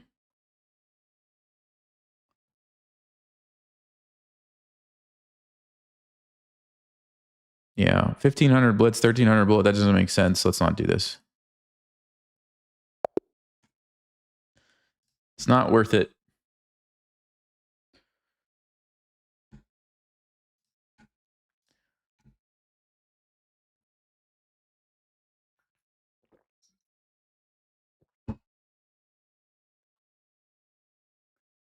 Okay. We've played this person before, and apparently we won. So I assume that's a good sign. Yep. Blitz and bullet ratings match the rating. I mean, match the rapid. So that's fine. Let's try another Caro-Kann. All right. Oh, interesting. This one, I think we just go with like, isn't it E6? Although now that I'm looking at the position, what would actually happen if I played e5? What would actually happen? Because we could get the bishop on this diagonal right away. That's a really interesting move, isn't it? Hmm. I know I'm supposed to play e6, but I just feel like e5 could be really interesting.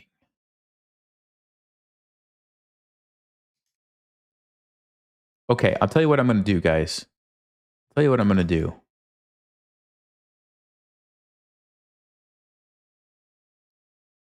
The only thing I don't like is my knight can't go to f6. That's the problem, right? Okay, we're going to play e6 because I know this is the move. But I'm going to look at e5 after the game and see what's going on. I'm pretty sure we can do like bishop b4 here, right? Just something like this.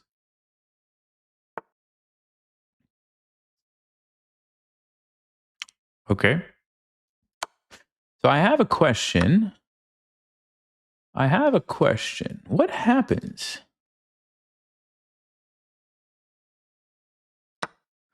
What happens? Oh, this happens.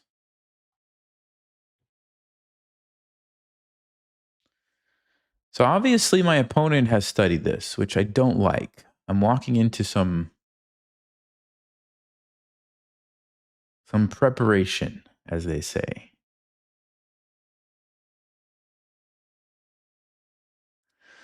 Okay, I don't think we're going to go check because g3. I don't think we're going to take because white's going to get a whole bunch of pieces out super quickly and attack me and probably checkmate me, which means I need to play one of two moves, here or here.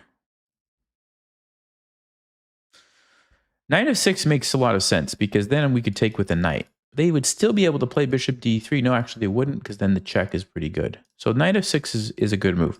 Now there's bishop g5. Okay, h6, maybe we just defend. Pretty solid position. e5, basically I'm saying, look, I'm going to trade queens. You're going to lose castling rights. I'm going to trade here. Your pawn structure is going to be ruined.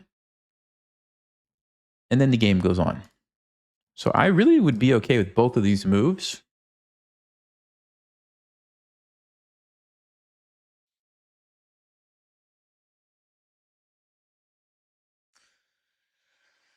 Yeah. I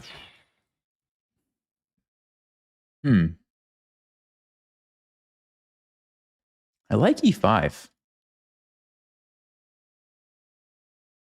I don't know if it's going to get dangerous here. I like that it opens up the bishop. I like that it puts pressure on the center. I also like knight of 6. I'm really torn here.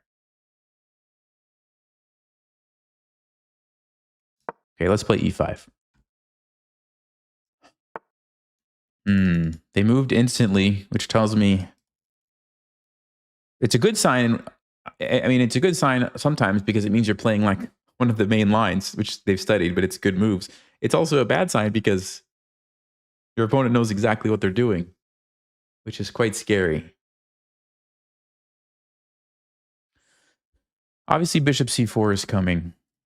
So we do have knight h6, and we could castle. So that's not the end of the world. If I played h6 now, I guess they would just take. And then I could probably take and play knight of 6 and have a relatively okay game, I think, right? That's probably smart. Just do that, play knight of 6. Be happy with your position, right?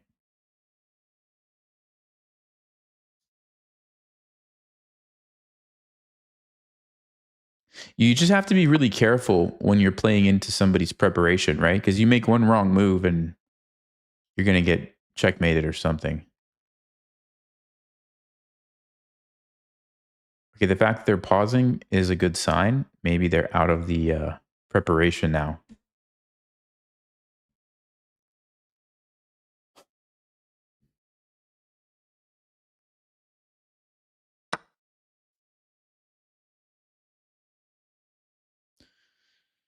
Okay.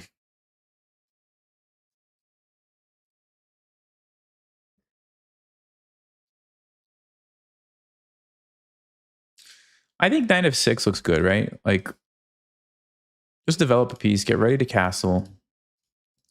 If they take me, I take, they take, I take, they take. They have really messed up pawns all over the place. I could trade, but I don't know if that helps me or not. It does open up the e-file, so maybe it helps me.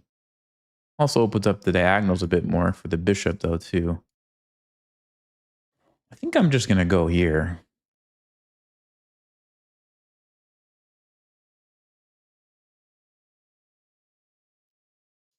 Let's say they play bishop c4.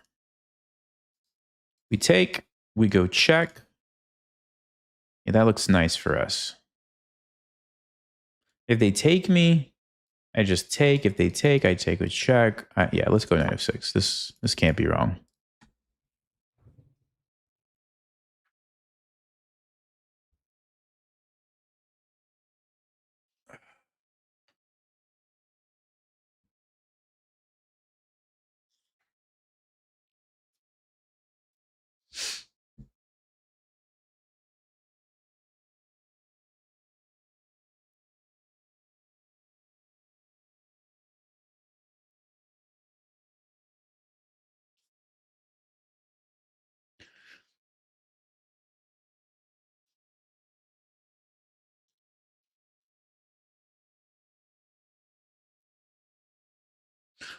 Yeah, I'm feeling much better now. They're actually thinking now, so I don't think they're in their preparation anymore, which might be because I played an unexpected move. Maybe h6 was not the main line or whatever, but it also could just be that they only learned it to a certain point and this is where they learned it to, and so now they're thinking.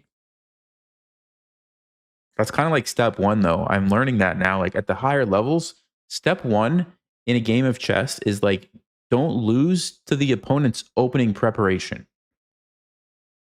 And they same thing for them, right? They don't want to lose to your preparation.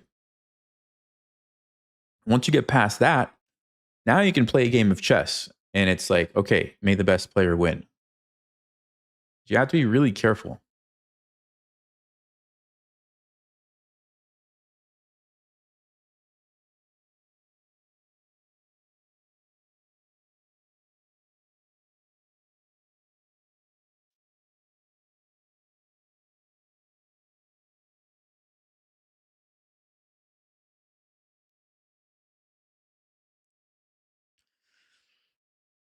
So they have to watch out for this diagonal constantly, right? So I could just take and go queen h4 check.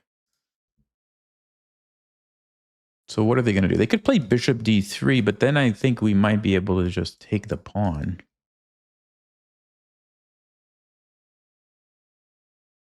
They do have the bishop pair. But if my king gets castled and a rook comes here, like their king is not going to be super safe.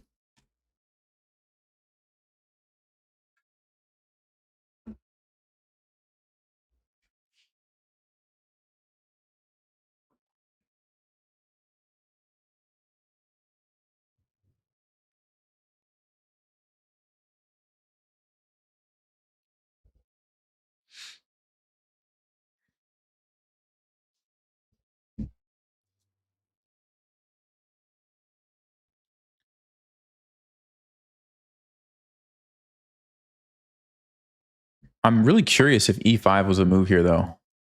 We're going to check that after the game as long as I don't forget. Because e5 would be a nice line to maybe learn against this f3. If it's a move, I don't know.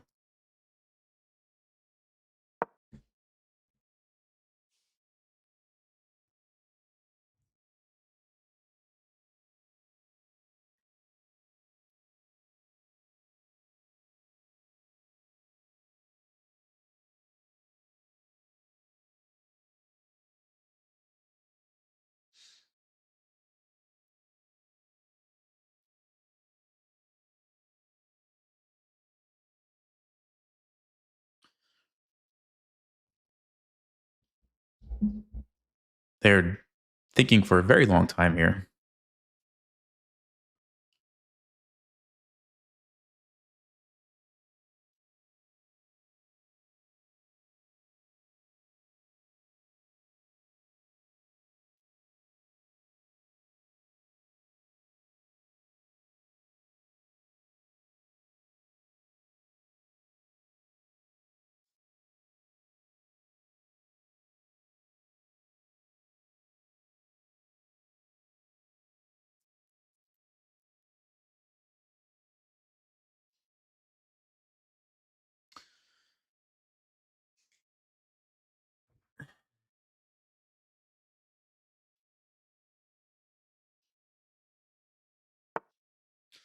Knight to g3. So they want to keep some pieces on the board. It does sort of deal with this threat. Okay, makes sense. I'm thinking we castle, although that is a pawn sacrifice, so we could just trade and then castle. Actually, trading and then castling is real nice because the e-file gets opened up.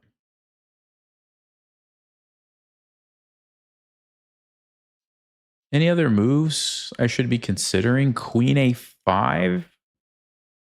No. Knight d7? No. Let's take it. I want to castle and just open up this king.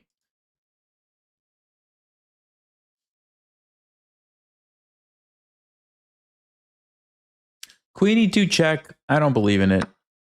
Yeah. Okay, they take back. Let's castle, I think.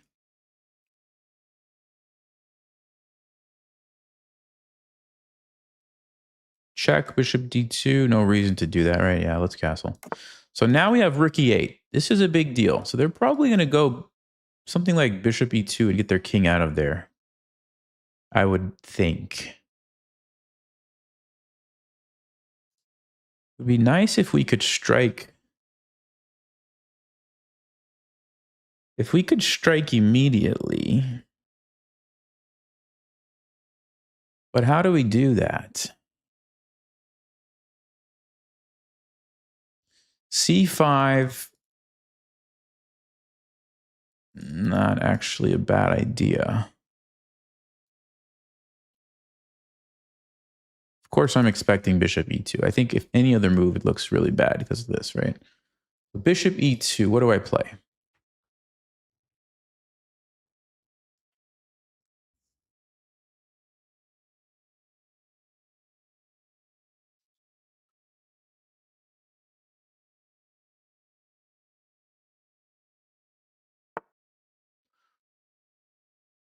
Whoa. King f2. I'm sorry.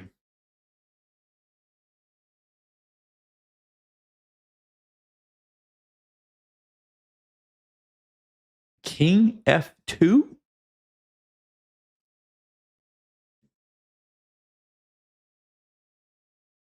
I mean, yeah, you get away from the e-file, but is that really safer?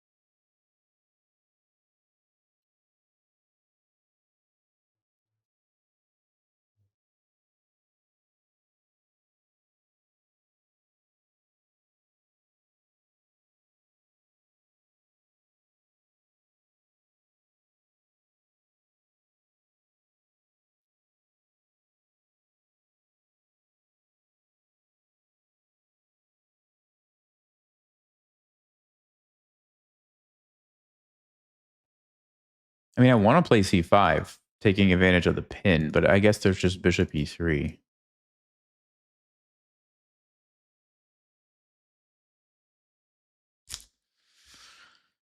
So maybe just rook e8, just get the rook over there.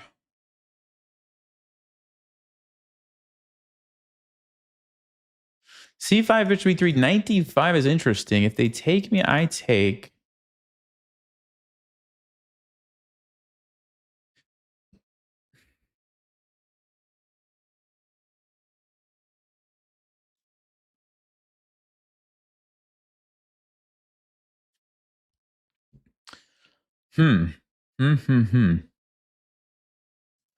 Okay, maybe we just go rook e8. Don't overthink it. Just go rook e8.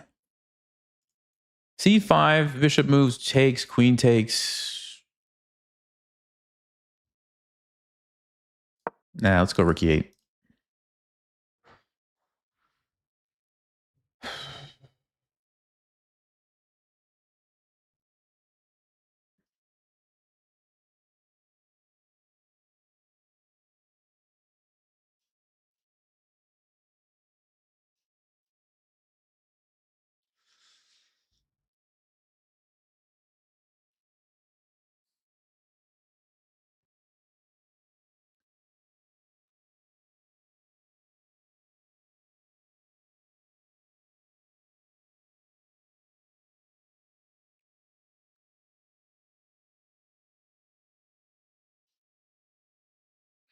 I'm not sure how to develop these pieces.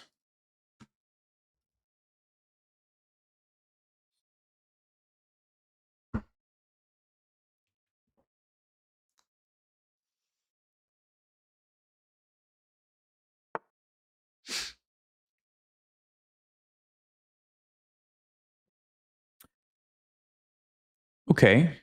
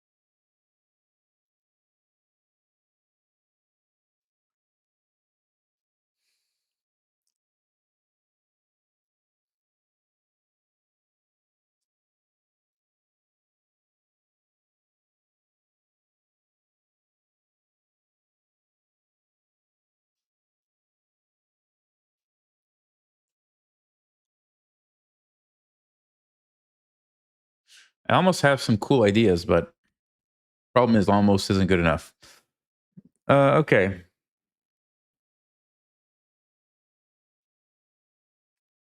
What to do? What to do here?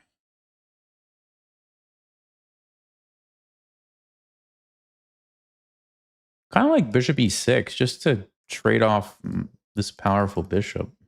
It's my rook up there. Um,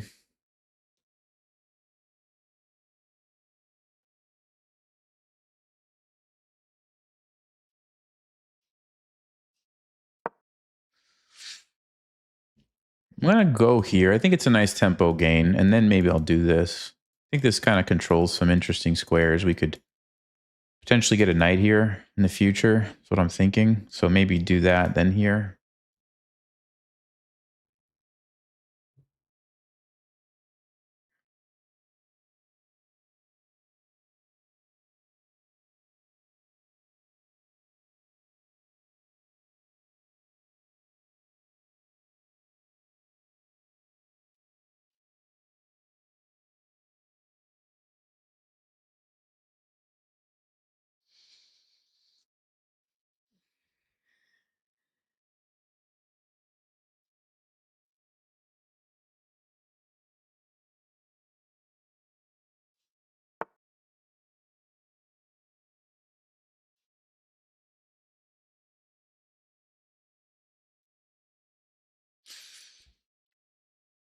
C5 just doesn't quite work out for me. There's some cool ideas, but I don't think they work.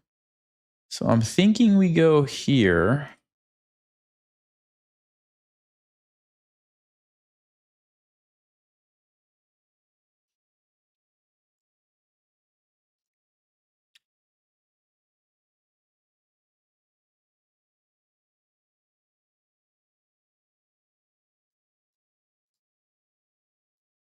Yeah, let's do it. I don't want to use all my time, so let's go ahead. And then this knight on c4 looks pretty good. Or d5. Or both.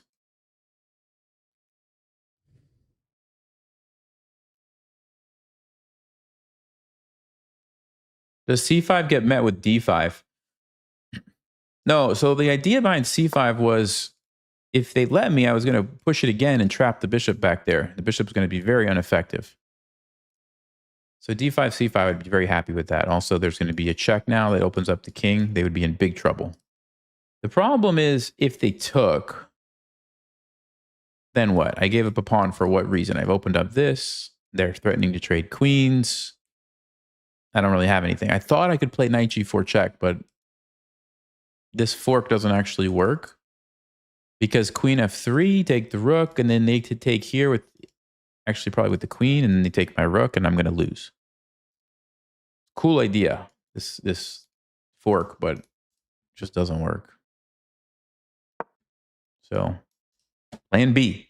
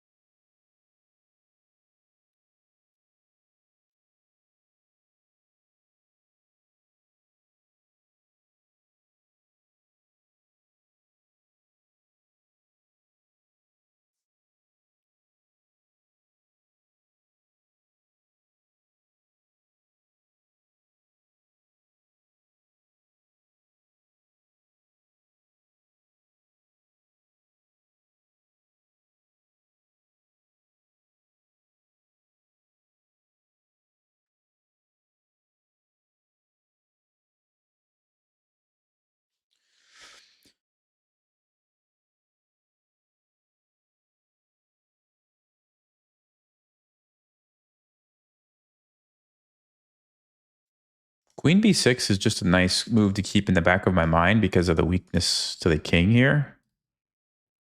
But I think it's important to get this knight in the game and this rook over, so I really want to prioritize this next.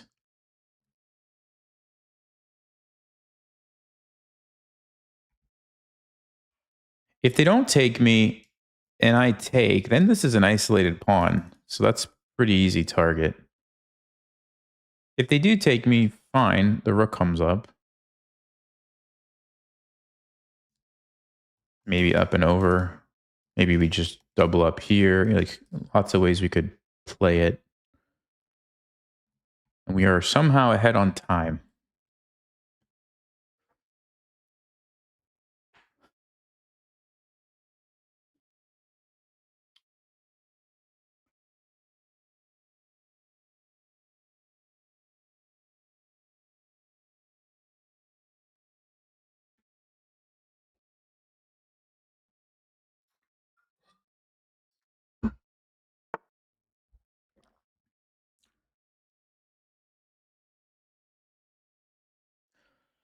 Yeah, I think I will trade and get the isolated pawn.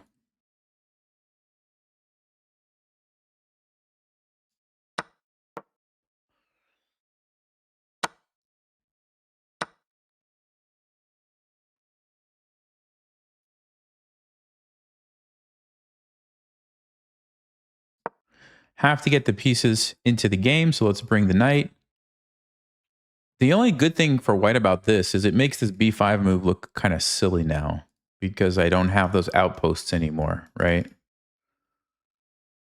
So I don't know if I'm going to regret this move or not, but it doesn't really affect this. We can still target this. So probably just going to be putting the knight on d5, rook here or here.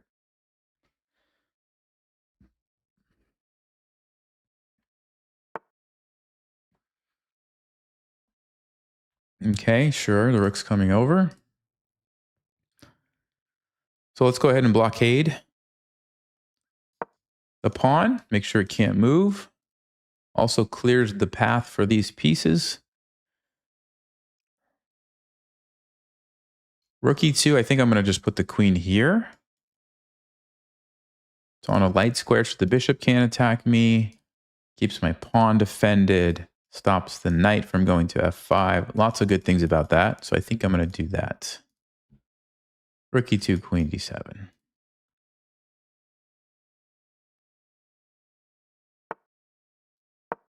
Okay, and then we can double up. Also stays out of the way so that we can create this nice pressure on the isolated pawn. And ideally, if we're able to win this, we go into an endgame 3 against 2, right? So, okay, first thing I'm noticing is if I take it, they now have connected pawns instead of an isolated pawn.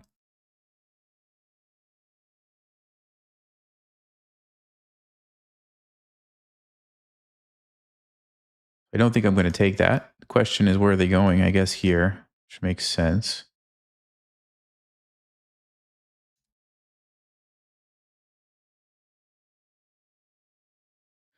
So options would be...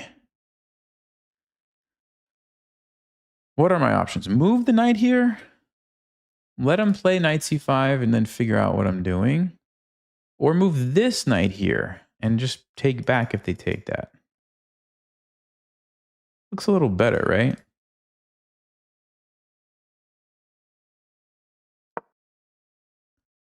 Because this knight's not doing much with these squares taken away from it, so I think it needs to be on d5.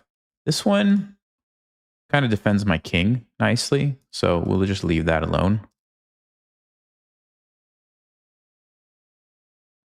And then, of course, we want to get the rook over at some point. I have a little bit of a weakness here. Have to keep an eye on that.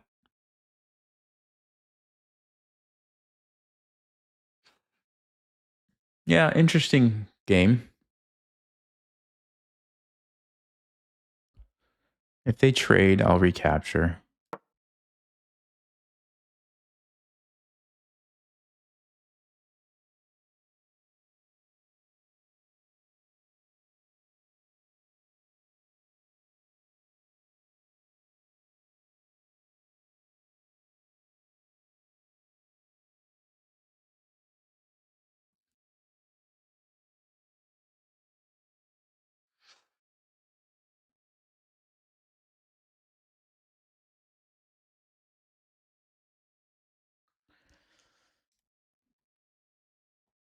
Nice thing about the knight on d5 is it stops a rook from going to the 7th rank too. So it's kind of a really good square for a knight.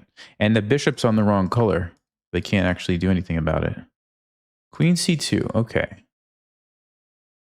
Scanning for tactics. I don't see any.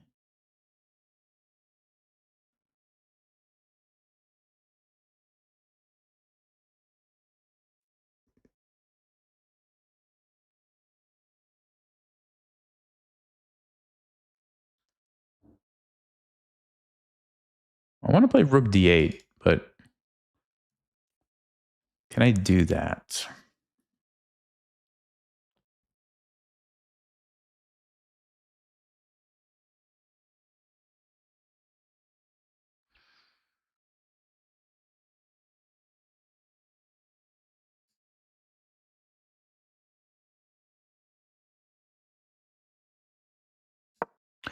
Yeah, I mean, I don't see a problem with this move, so let's go ahead. Brings the last piece into the game.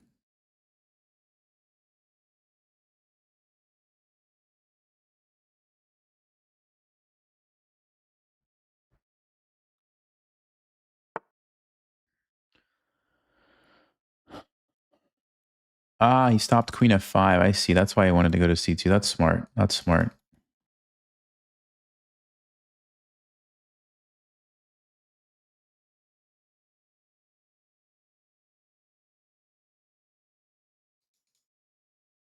Can I allow myself to get forked?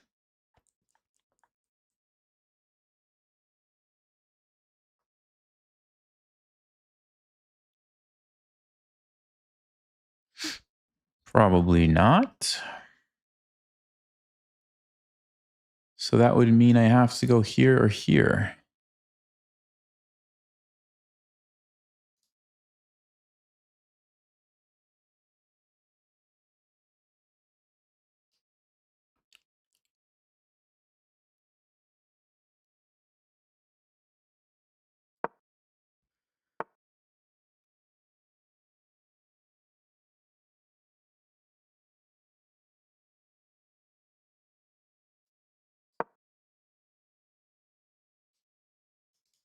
They're going to go king g2. I think I'm going to trade these rooks.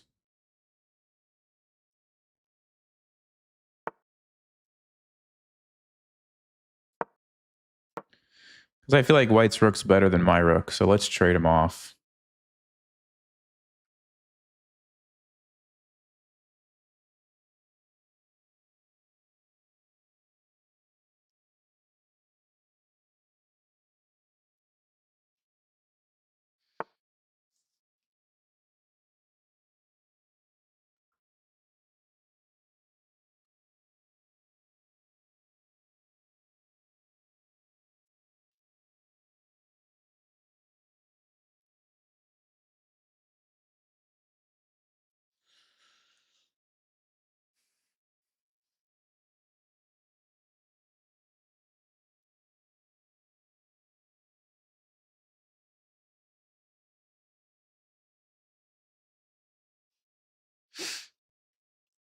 Hmm.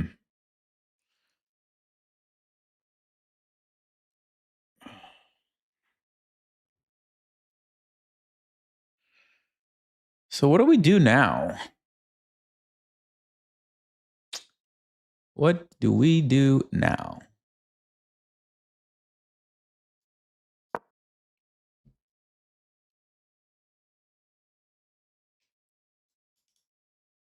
I'm going to set up the pieces this way.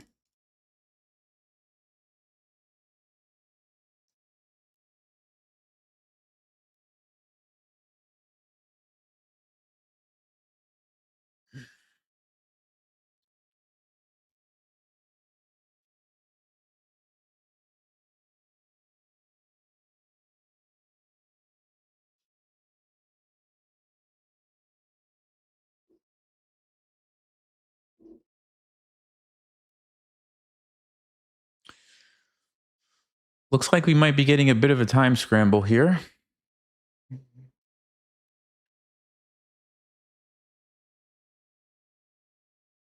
I think the position is equal right now. If we could somehow win that pawn, but I don't see an easy way to do that. Because I have my own weakness, so these kind of balance out, I feel like. Bishop, not really awesome, but it's okay, and my knight's pretty good on d5.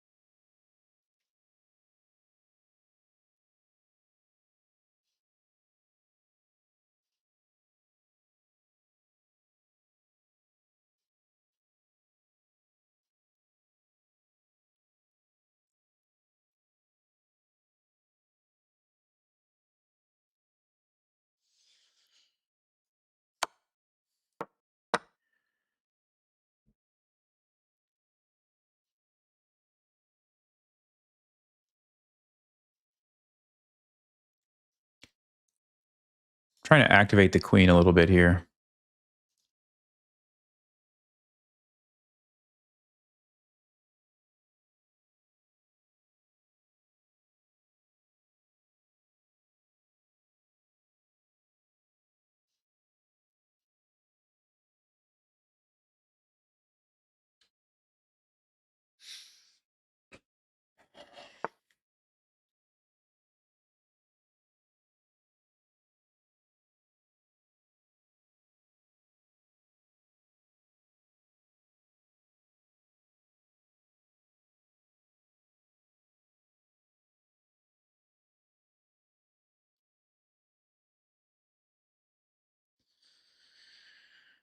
Okay. What can I do? What can I do?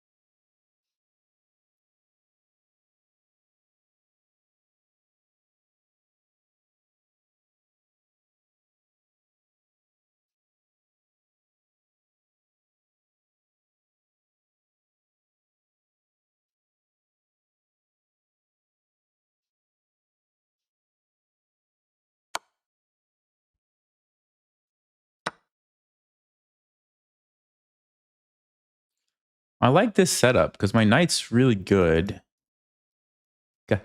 We've got his pawn targeted. We've got our weak pawn defended. Check, I just tuck my king. I like this a lot, actually.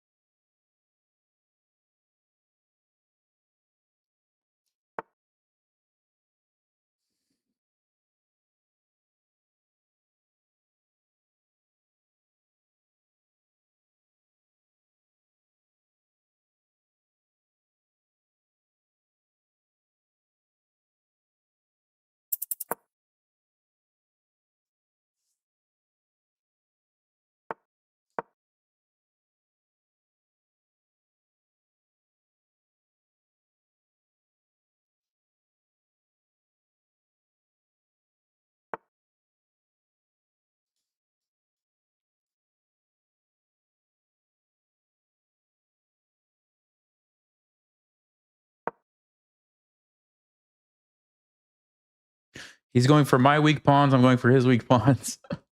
It's pretty funny.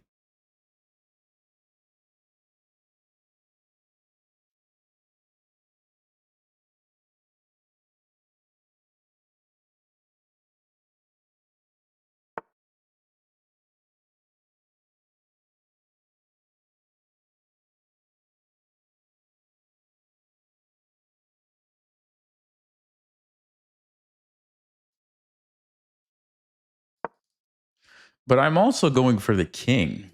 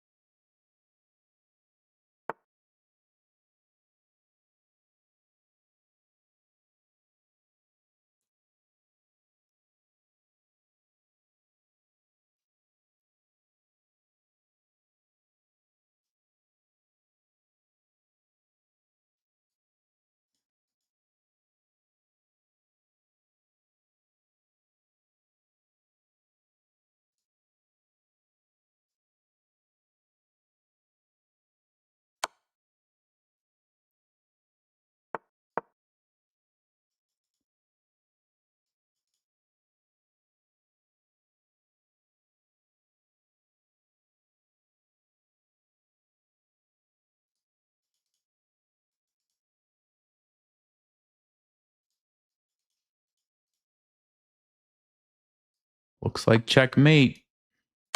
Looks like checkmate.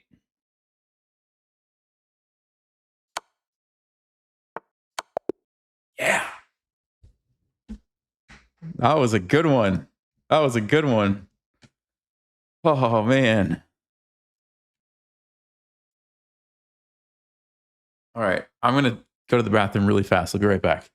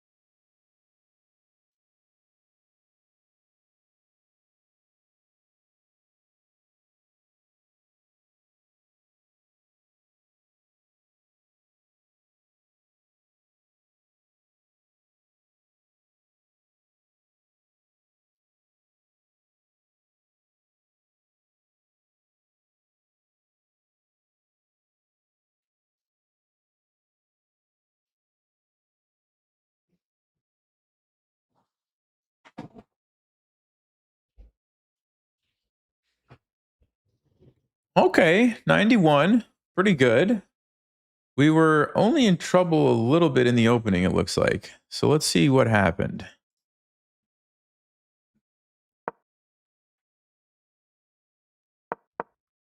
So F3. All right. What are the... Yeah, everybody's playing E6. Now, that being said, E5 is definitely on the list and it's been played from time to time. Most masters will take you. And if you play bishop C5, they will play knight C3.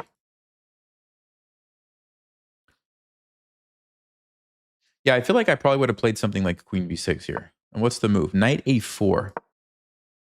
Really? So what is happening after this? If they go here, checkmate. Thank you very much.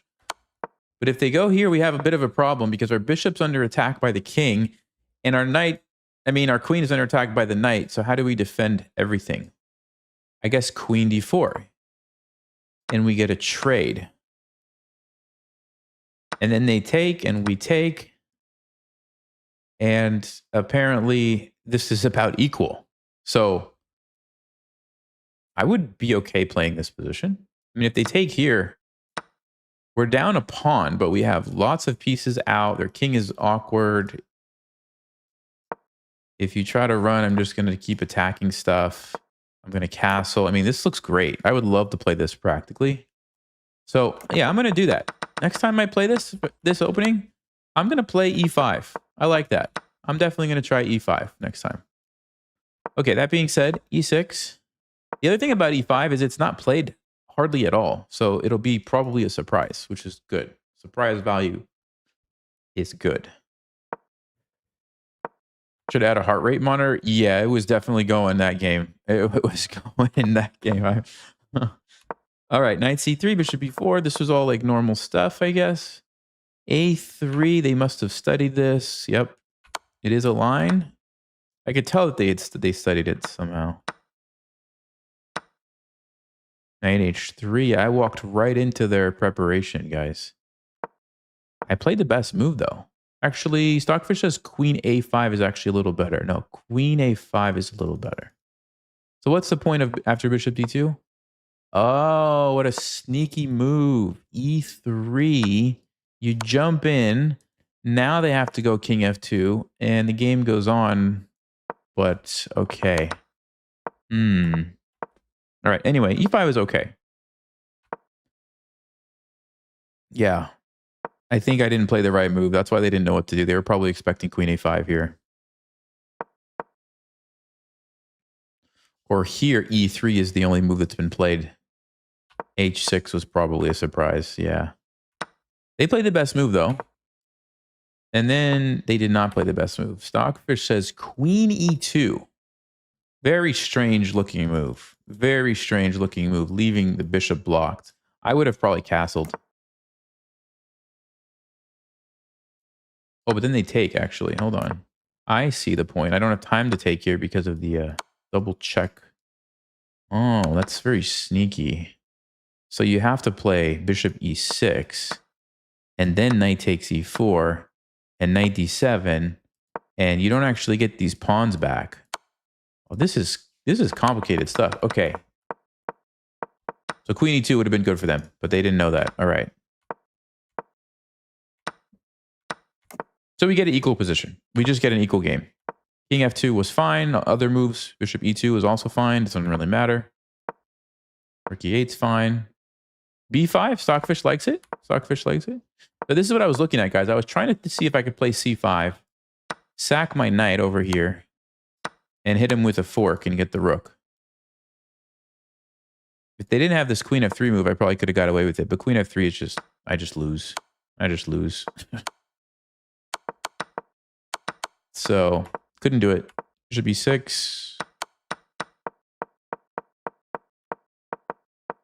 Yeah, we played good. We just played good moves. Till the end, we got him. By the way, if you didn't know this, the queen and the knight are one of the best combos in chess.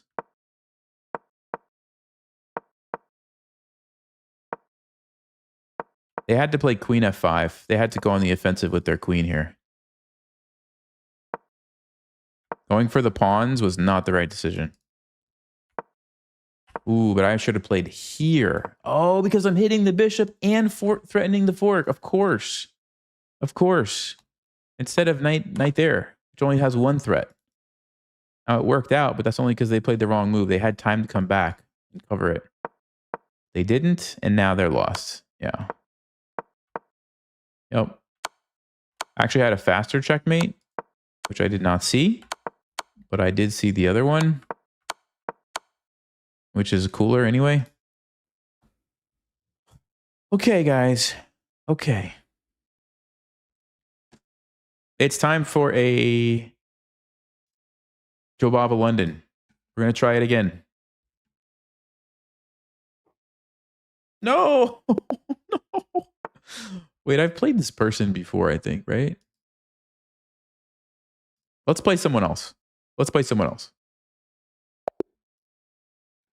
I don't like playing the same people too often on the stream.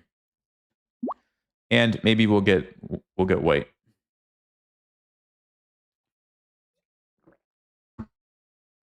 No, but it's mostly because I'm trying to avoid the repeat games. Yeah, we're not going to play the same person again. All right. Because this tells me that these people are probably watching the stream. Oh, it's not going to let me abort, is it? It's not going to let me abort 2 games in a row. Oh, no. I have to play them now. Oh, man.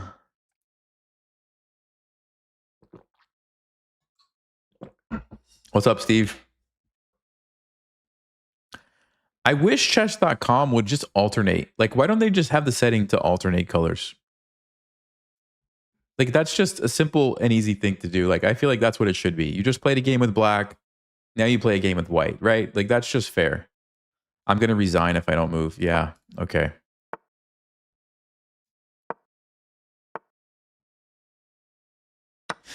Well, Caro-Kann it is. And they are playing the Von Hennig Gambit.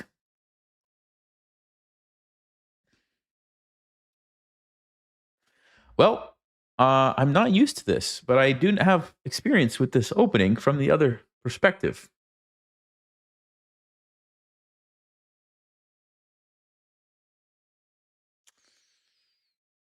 The most annoying lines are usually the ones where they play bishop f5, so I'll play bishop f5.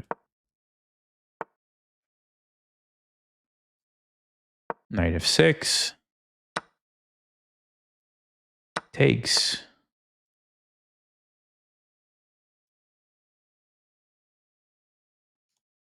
So I know we can take it, and that's fine. We can also play knight d6, but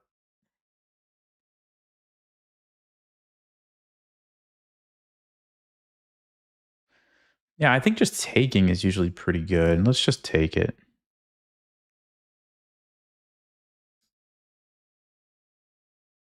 Actually, hold on. Is there a trap? I don't think this is a trap.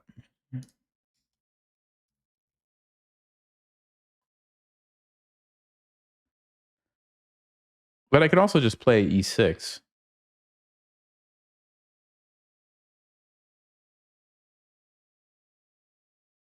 Okay, let's just play e6. And maybe now we take it.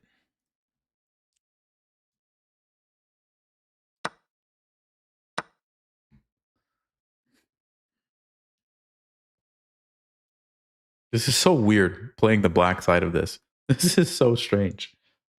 Oh, okay. So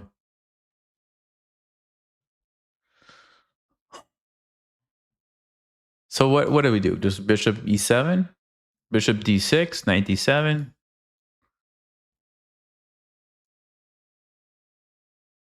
Bishop e7 would stop this, but then they could still play knight e5. I think I would rather go here. Knight g5. Is that a move? Bishop g6.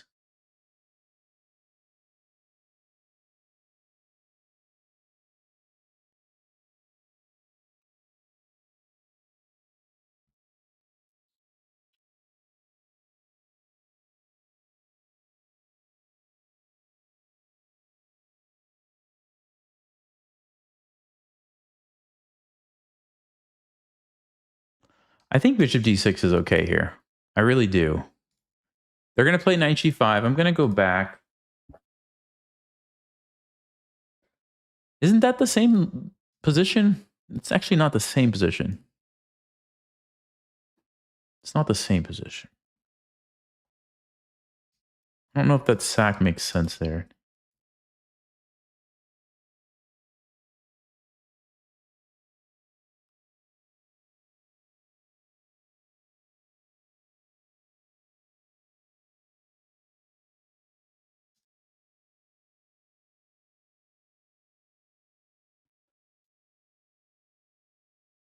All right, let's go bishop d6.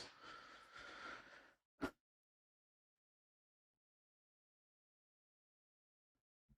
think they're going to play knight g5. I think I'm going to go bishop g6, and I think I'm fine. I think I'm fine.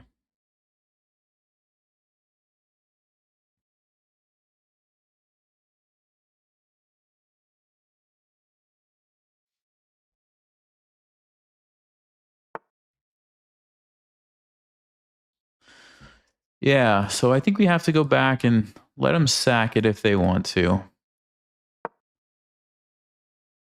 Because if you don't go back, I know what happens. They sack here, and that's even worse. So at least this way, this one is good for black. It's tricky, but it's supposed to be winning for black, I think. Okay, queen g4, I'm not familiar with that move.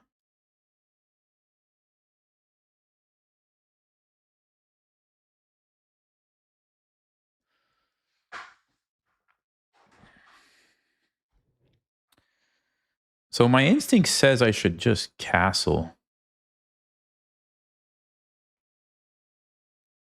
If we castle, takes, check, we move. Should be fine. If they play bishop d3,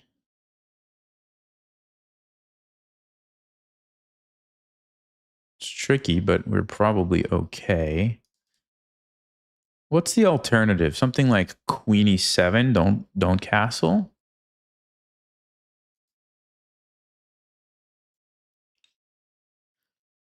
Queen e7, what is white going to play? Let's think. Let's think. If you sack on me, are you getting enough compensation?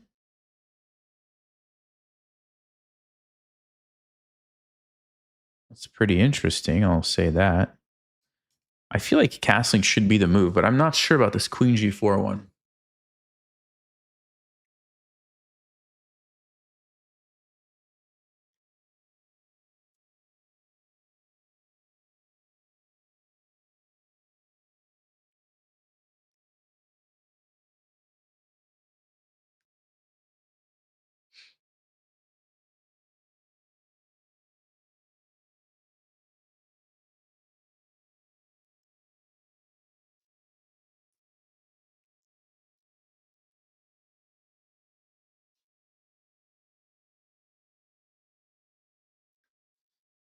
I can also play knight d7 to try to get the knight to f6, which would be a great defending square. So let's think about knight d7 for just a second. Of course, we have to consider the sacrifices. Let's say the knight takes.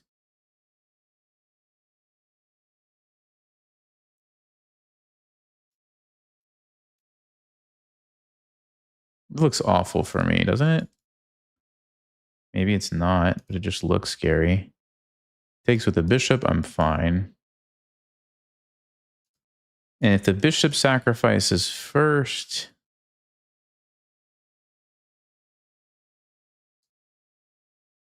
maybe knight d7 is the move.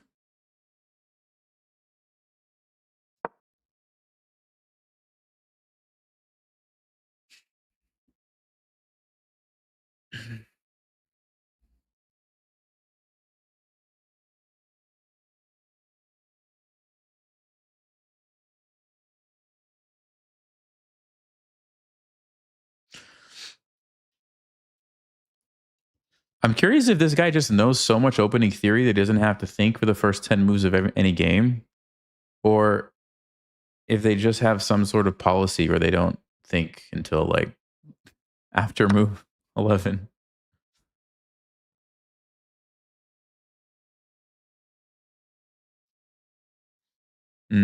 I may have missed this one, guys.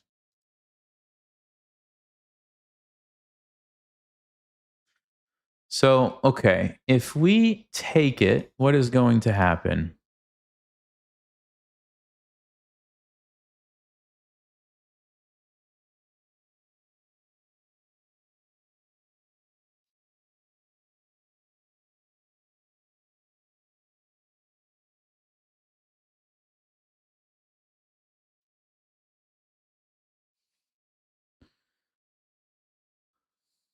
I didn't see this. Rook takes f7, checkmate. Wow.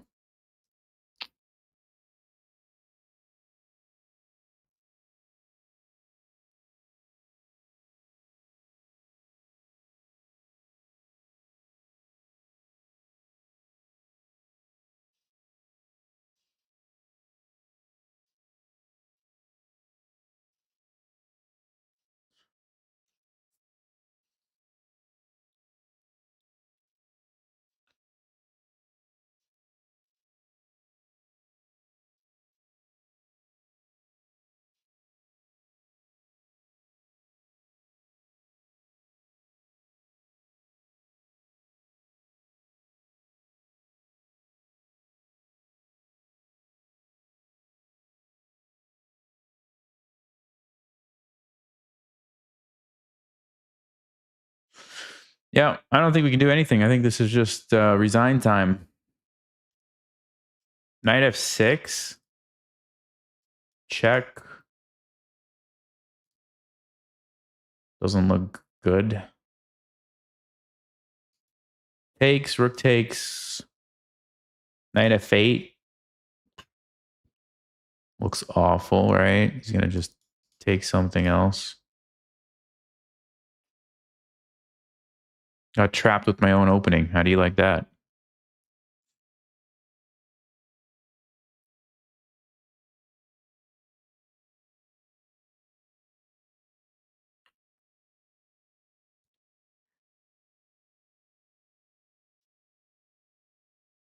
Trying to see if there's any way to even like keep the game going, but I don't think there is.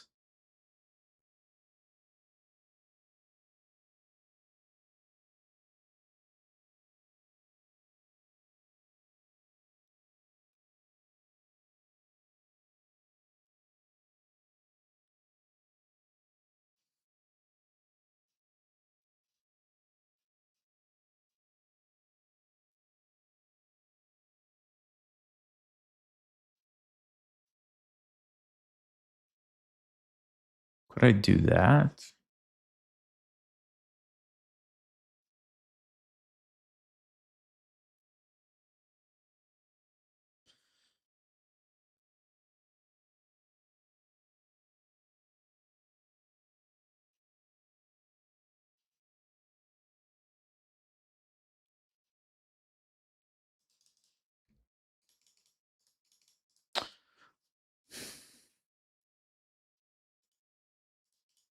Yep, should have castled. I think we were fine if I would have just castled.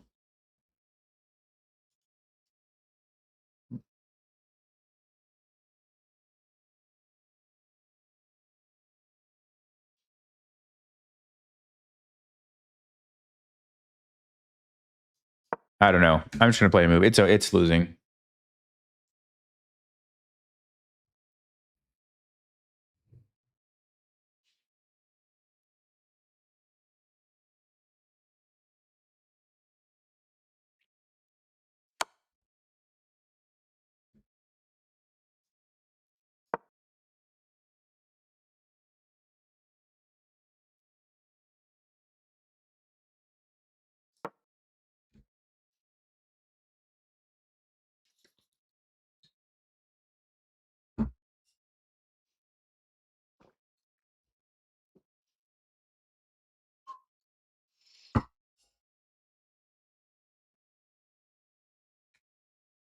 What I should have done was play the other line that I'm more familiar with.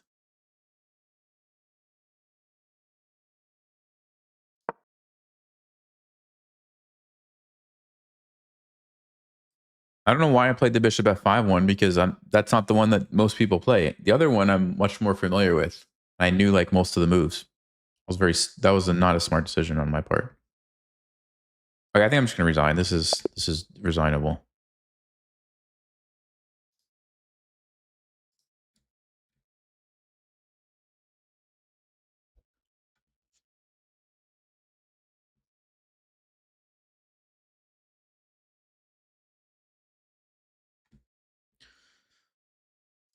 All right, let's see what do we do wrong here, guys.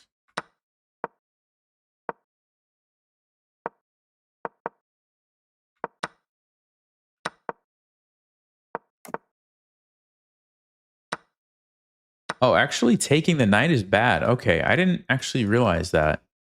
If I just go back, keep this knight, everything's fine. Wow, it's that simple. It is just that simple. Just don't trade. Because you're trading a good defending piece for a piece that's not really doing anything in the attack. That was my big mistake. And now I'm just in trouble.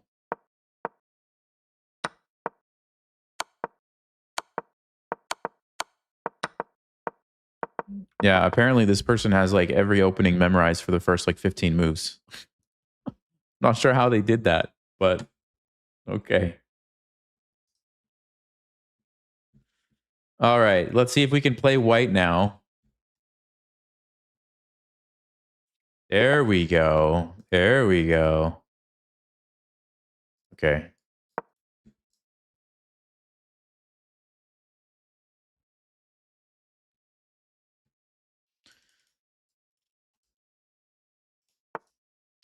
Okay.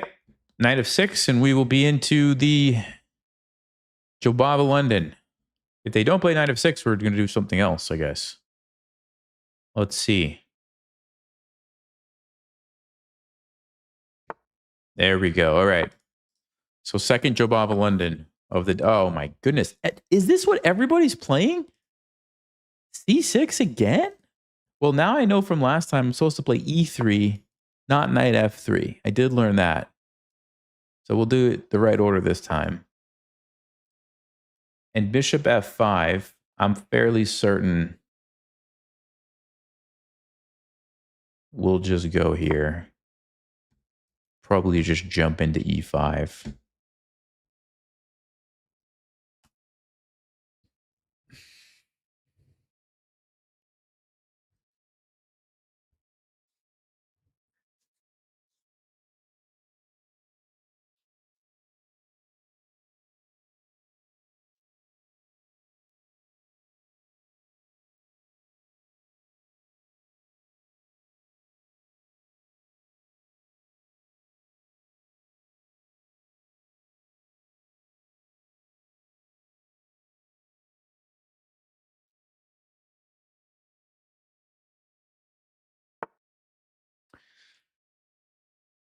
He plays h6.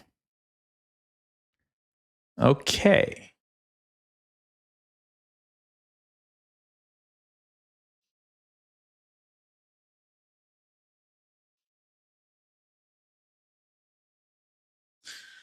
So, I mean, I kind of want to play knight e5 and then throw my pawns forward, but is that smart? It could be smart.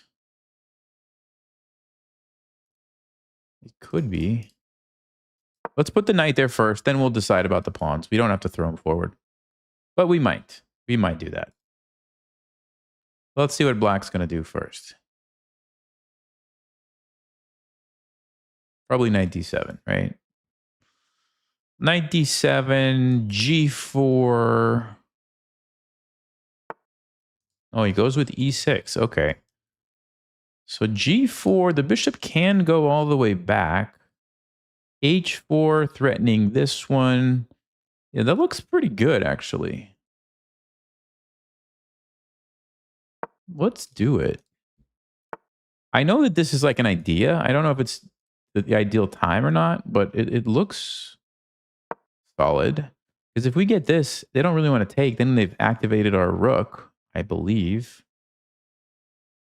Oh, unless there's some crazy bishop c2. I might have to sack the queen in that situation. Ooh, that's interesting. Hmm. Let's see what they do first, and then we'll think about this one. I could play queen d2 to avoid that and then go there. That's a wild sacrifice.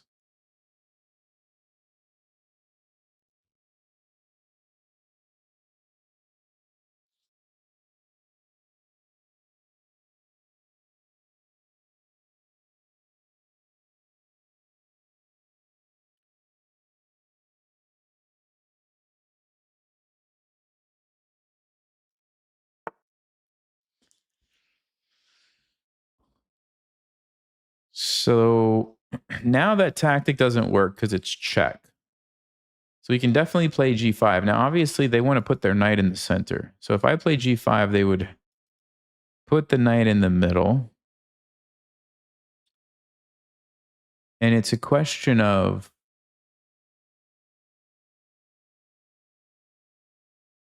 Wait, what is it a question of? What's happening there?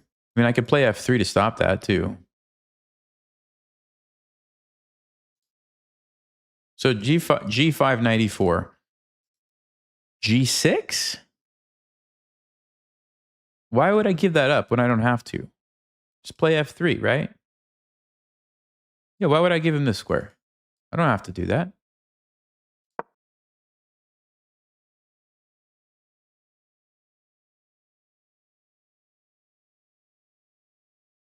Now I'm going to go here.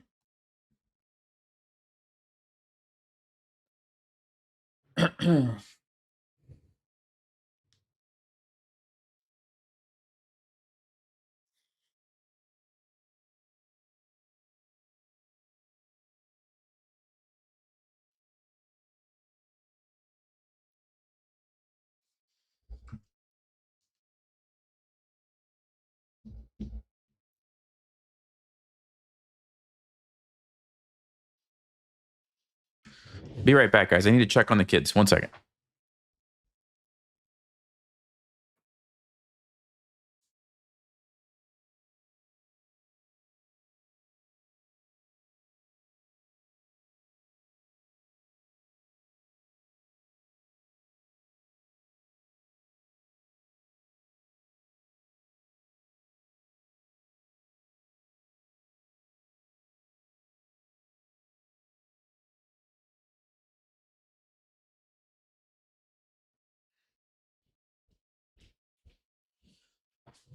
All right. Everybody's good. We're good.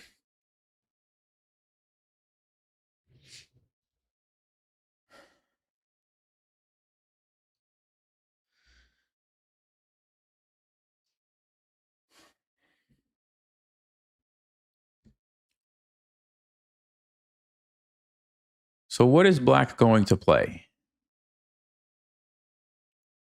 I have no idea. They're not going to castle. There's no way in the world they castle. queen a5, 97. Take this. Probably one of these moves, right? What else can they play?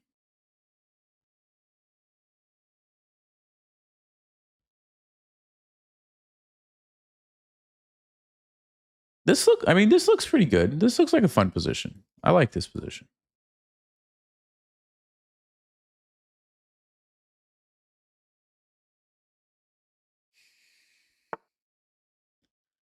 Okay, was not expecting that one. Not expecting that one.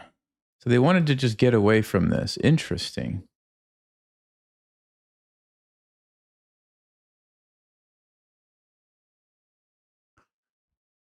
So if I go there now, they'll take. Let's just say I take. What is happening? F6. Looks pretty good. So G5 still is on the radar. I can also just drop back or go bishop D3, but I don't know if I want to trade this bishop when their bishop looks like it's getting into trouble. I think I still want to go G5. So G5 takes, or we take this way, but let's say this way for now. If they take me, I take them. They go rook over. I go back. They're taking me. Actually, that's might not be what I want. That might not be.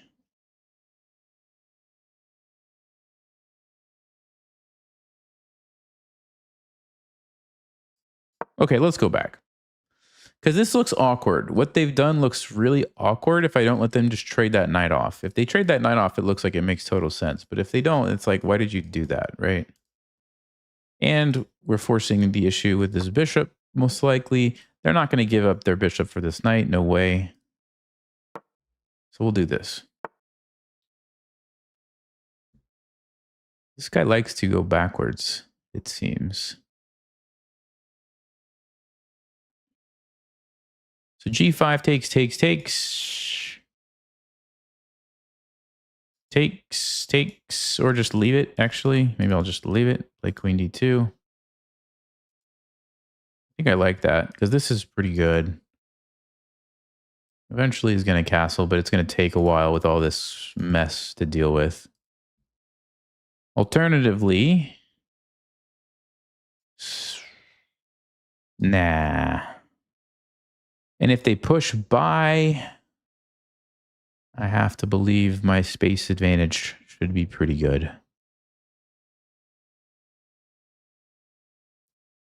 So, let's go. It's a pawn sacrifice. But I'm going to do it.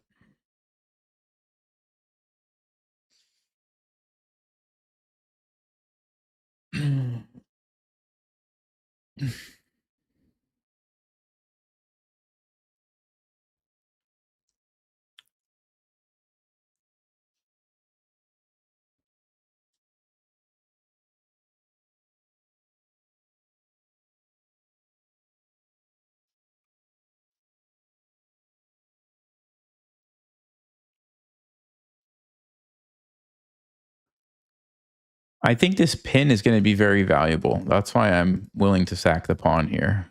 Because this pin is super annoying for black because you can't move your bishop because your rook. You can't move your rook because your bishop.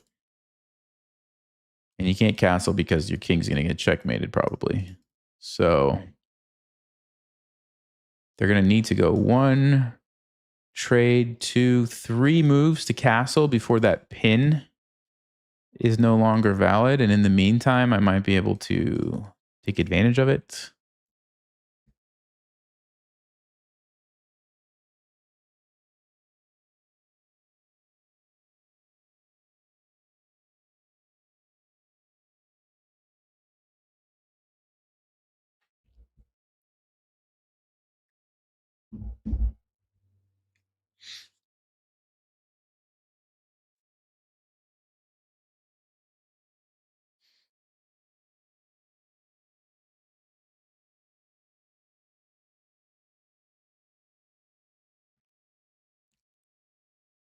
If they don't take, I guess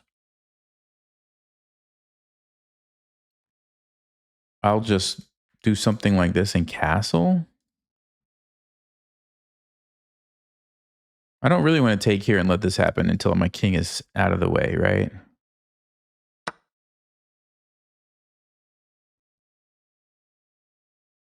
Oh, interesting.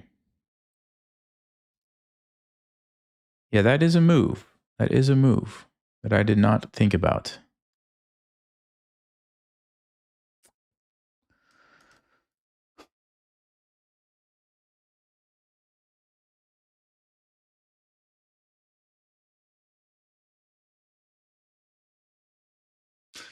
I mean, it's not all bad news. I do get the bishop pair, which I like, but it looks like it's going to cost us 2 pawns.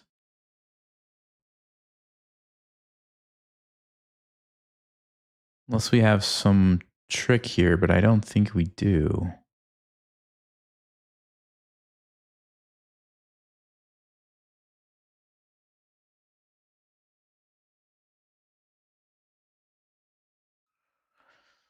Okay.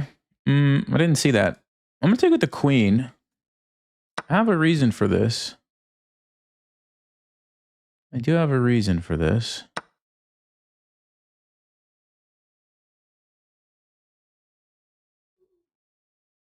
Now, I could trade and then play h5, but I think I would rather actually, that's interesting. Yeah, trade and play h5 is actually very interesting. Or just accept that I'm losing 2 pawns and the game goes on.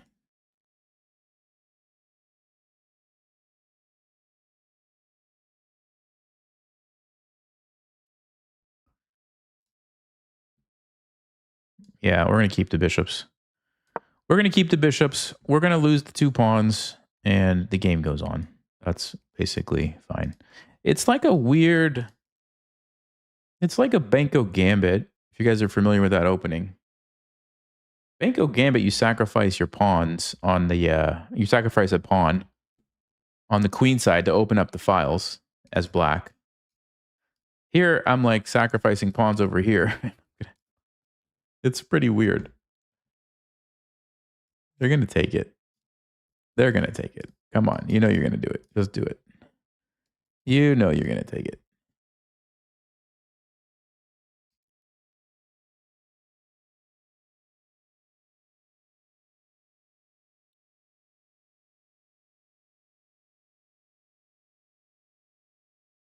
Are they thinking about not taking it? Really? Then I could play h5 now. They're going to take it. Yeah. 100%. So I'm going to castle, put my bishop here, push e4. Black's position still looks pretty awkward, to be honest. Look at these pieces. Like, what are they doing? What are they doing?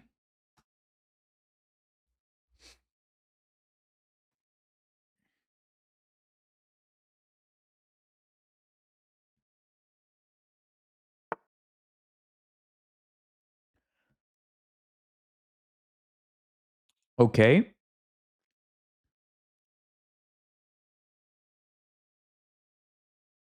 I think I'm going to castle.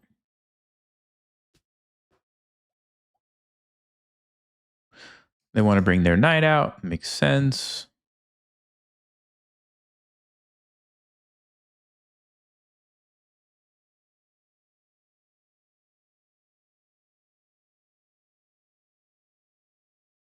Yeah, either I'm castling or I'm going to go here.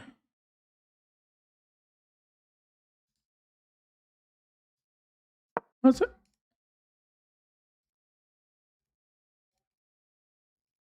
Let's actually go here. 1 second. My 3-year-old. 1 second.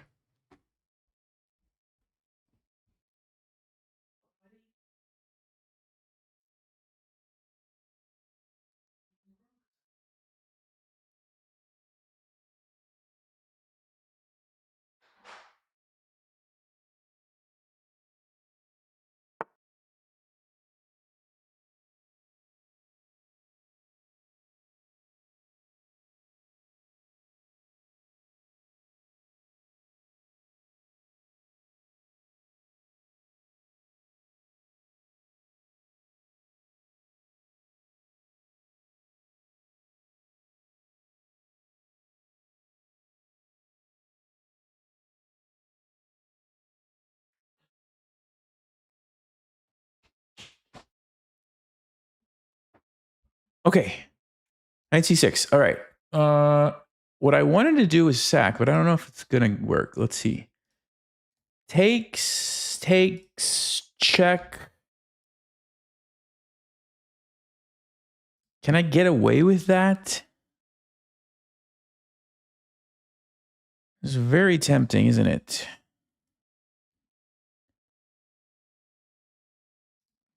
And then we castle. But I don't really have a threat, do I? Rook g1.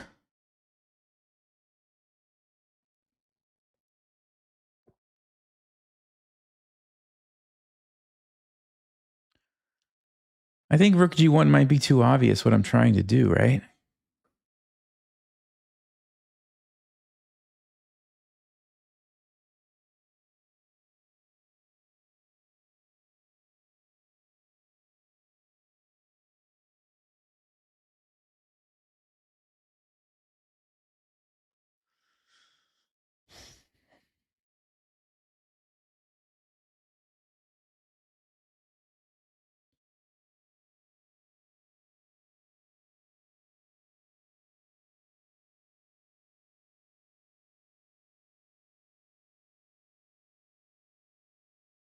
Hmm.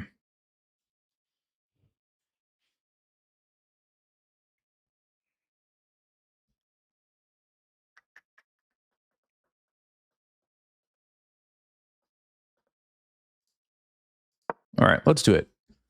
Let's do it.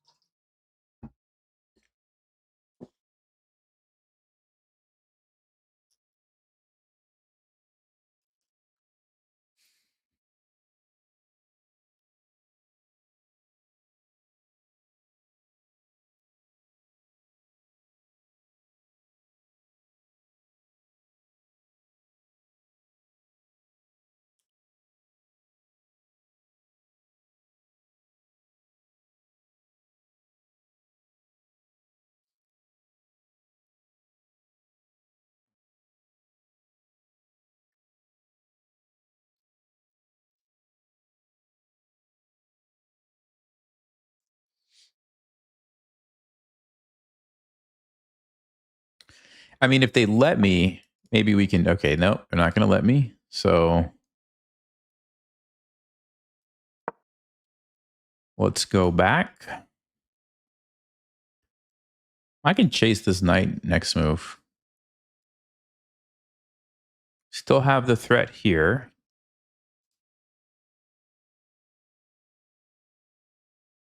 And maybe a3 in castles. Feels like we still have a good compensation for the...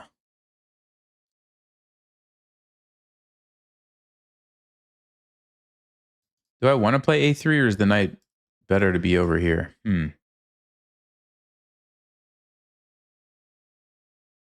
Like, is it somehow misplaced, you know?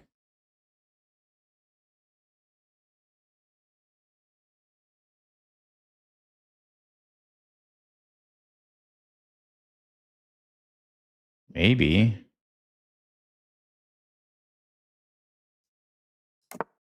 Let's castle. We'll save this move. Maybe we can use it later.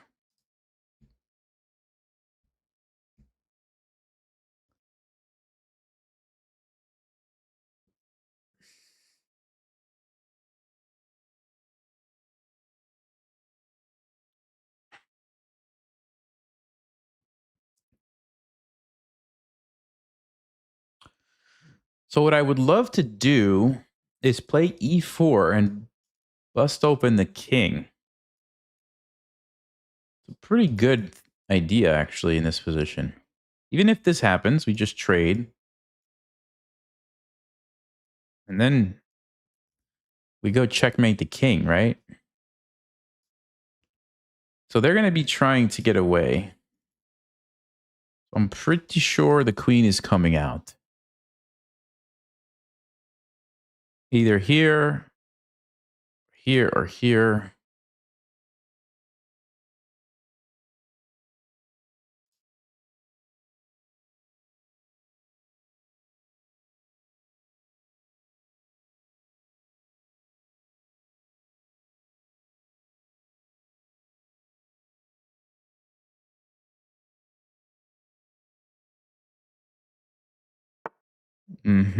So they want this move, potentially.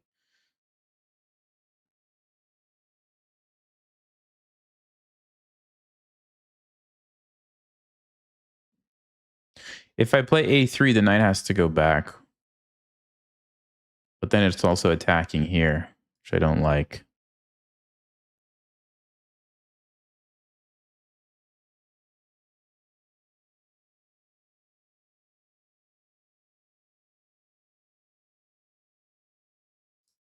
All right, let's go.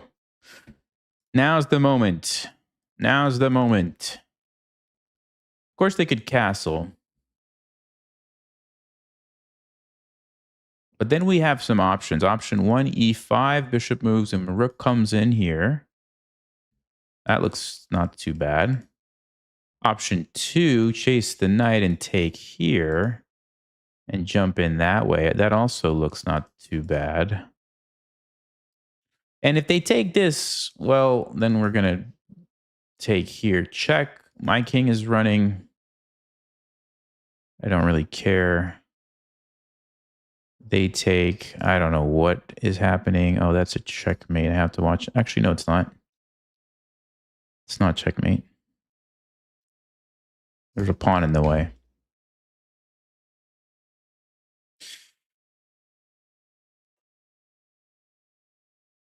Ugh.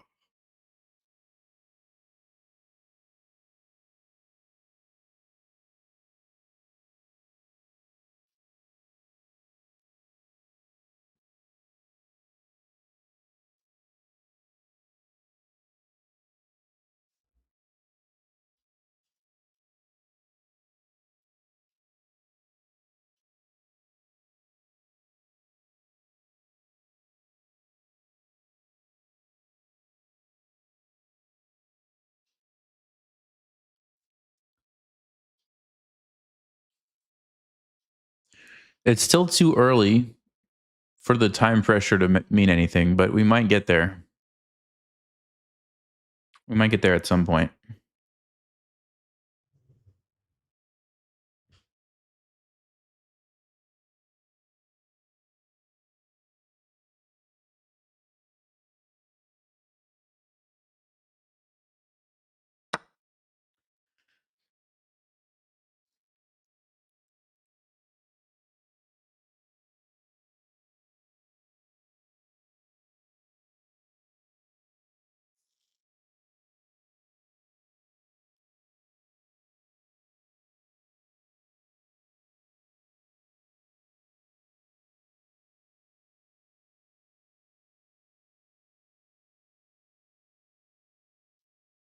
I think the move is a3. I'm just trying to... Yeah, it's got to be a3, right?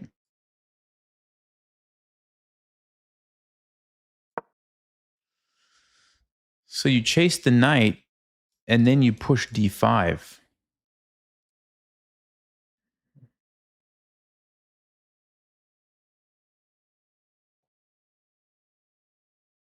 Or something. I'm not sure what you do, actually.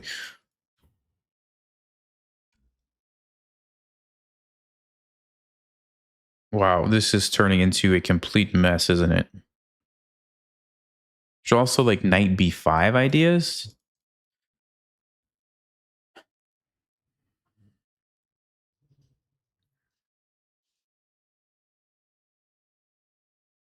But this is exactly the type of position we want. We've got the bishop pair. Extra pawns don't really matter. When it's a complete mess like this, the only thing that matters is who gets checkmated, right? So I think we've succeeded. Now I just have to try to find the win.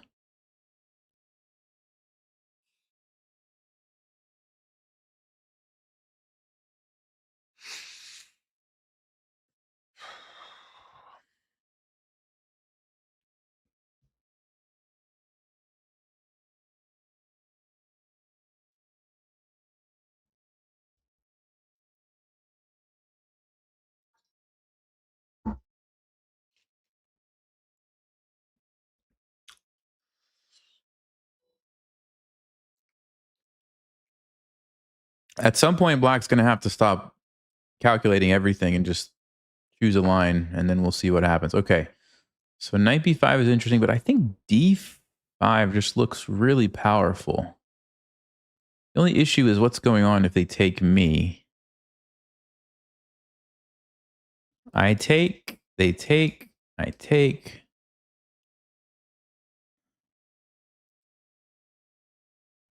Alternatively, we could take here to open up this and hit this and this, but there's bishop e7, rook g7.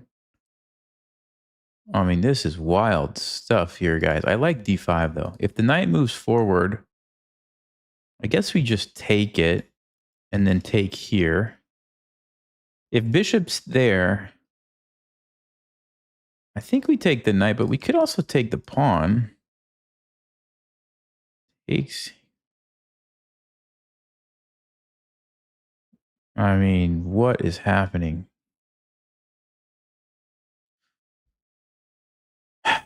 Okay.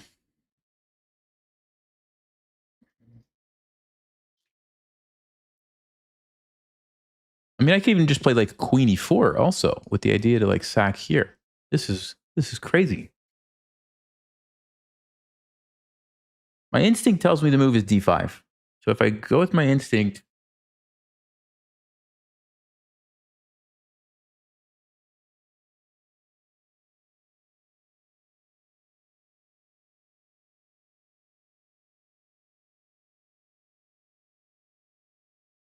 I don't actually know. I don't really see that after bishop c3. I'm not quite seeing it.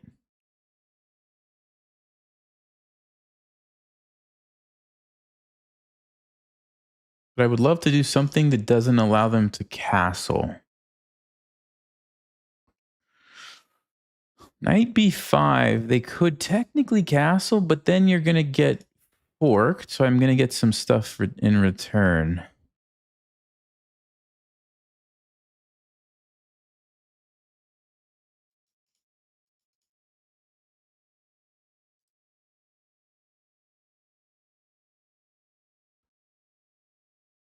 Just not seeing it.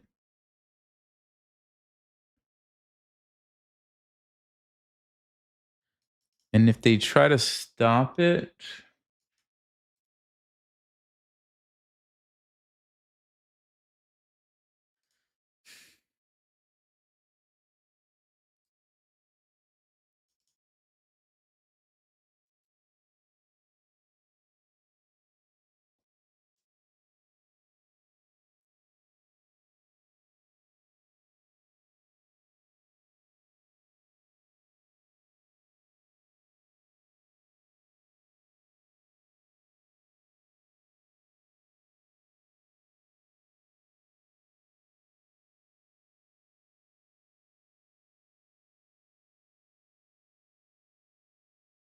okay, what if I go knight e4, threatening this?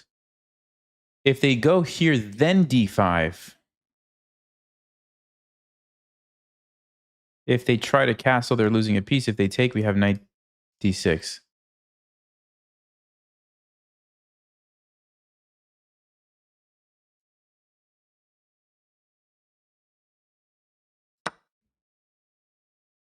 That bishop c3 line was just too dangerous for my king, I think. So if they castle, I can at least get this material, which is actually pretty significant because I'm getting a bunch of pawns too along the way. If they try to stop it with bishop e7, they have to deal with d5, and I don't know how they're going to deal with that. And my king actually now feels pretty safe if the bishop has to retreat.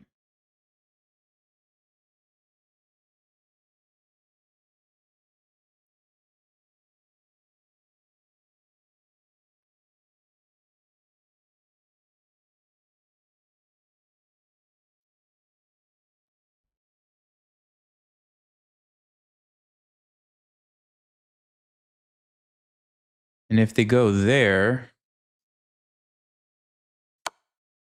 I'm going to start with this check, and then I'm going to think. I have all kinds of ideas. I have knight b7, knight c4, knight f7. Bishop takes. Maybe rook takes. Bishop takes. Probably not. This one looks good, but we could trade this. We could sack here.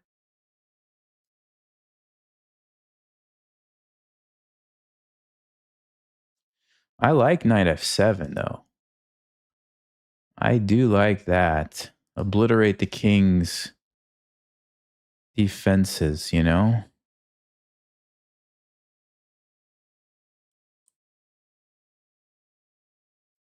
I think I'm going to do it quickly so I have time to find the checkmate later. I assume they can't take me. Maybe that's a wrong assumption. But it just looks like they're going to get checkmated if they take me. Oh, I at least get my piece back right away. So, okay. I'm threatening the rook. I'm going to jump over here. Maybe. This is hurting my brain. This position is really hurting my brain.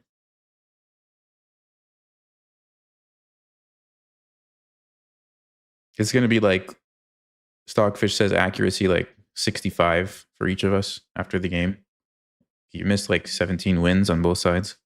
That's what I'm expecting.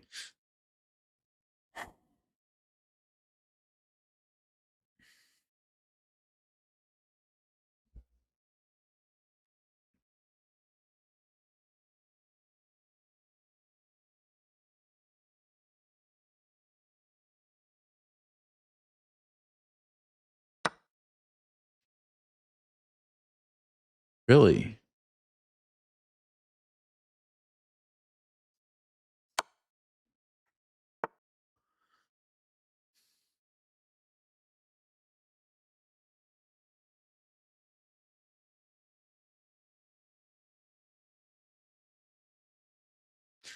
I guess I'll just take the knight. Oh, I do have a check. Hold on, hold on. Oh, but there's 97. The thing about check is that if you go there, check, you go there. Check, you go there. Check, you go there. What is happening?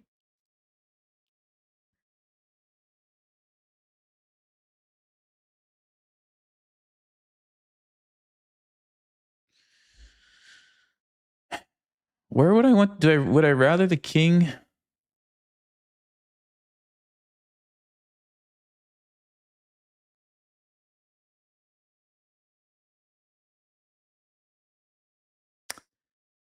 Gonna have to make a decision here, guys. I'm gonna have to make a decision.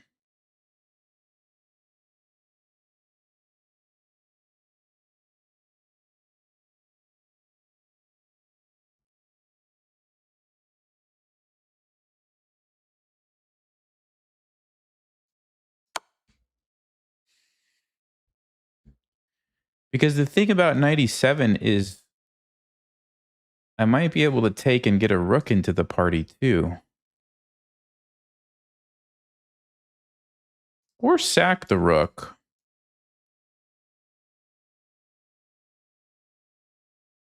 Or, I mean, I could still take the knight too.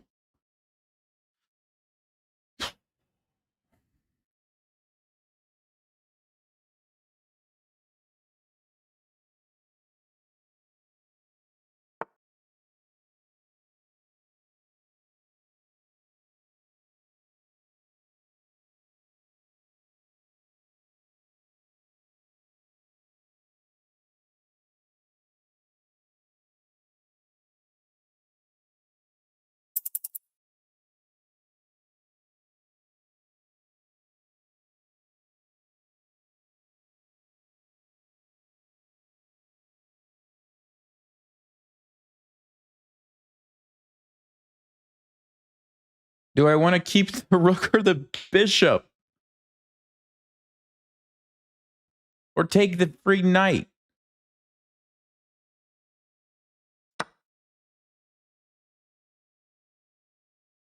Or sack that for now, then take the knight, do this later. I don't know. Because if I don't, they're going to play knight f6.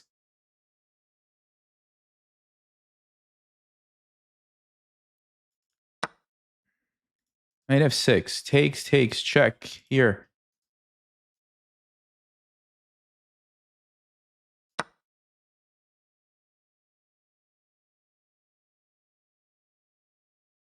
I would sack this, but I can't because I get checkmated. They go there. Maybe now we take the knight.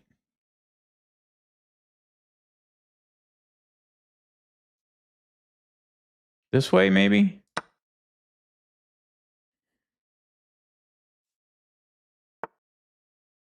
Oh, wow. Wow. Now, is chess.com going to rob me of these brilliant moves or not? Let's see. That position was nuts. That was crazy.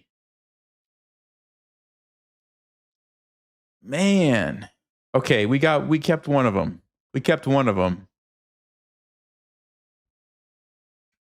What in the world? That's probably where we lost the 2 pawns, and then we held on. Oh my goodness. Okay. What's the deal again? What am I supposed to do? E3, we knew that much. Oh, the move's F3 here? Okay, but Stockfish likes knight F3, actually. All of these moves are actually playable. Knight F3, F3, bishop G3. They're all pretty good. I guess they're different. Okay. H6. It is played. Yeah, it's okay. G4's fine. H4's fine. Bishop B4. It's a move. It's not a great move, but it's a move. F3 is fine. Yeah, they found not the best move here. Okay. Yeah, I just blundered. I forgot that they could just take. Mr. Nelgen, hey, thanks. Brilliant personal pan pizza. Hey, thanks a lot. I appreciate that. Yeah, I totally forgot that they could actually just take that knight off the board. Okay. So we messed up. We literally blundered 2 pawns. But, oh, by the way, I didn't have to move this. Oh, how about that? Pinned. Could have just castled right away. Oops. Yeah, that actually would have been... Okay, buddy. I'm going to have to go in a second. I have to help my 3-year-old. Okay. Yeah, I actually could have just left that sit there. I didn't pay attention to that detail. All right, anyway. Let's get to the moment. Rook G1. Stockfish doesn't mind it. Castle. Okay. Yeah, it wanted King B1. Just defend. Just calm, cool, collected, defend the pawn. 1 second, guys. I'll be right back.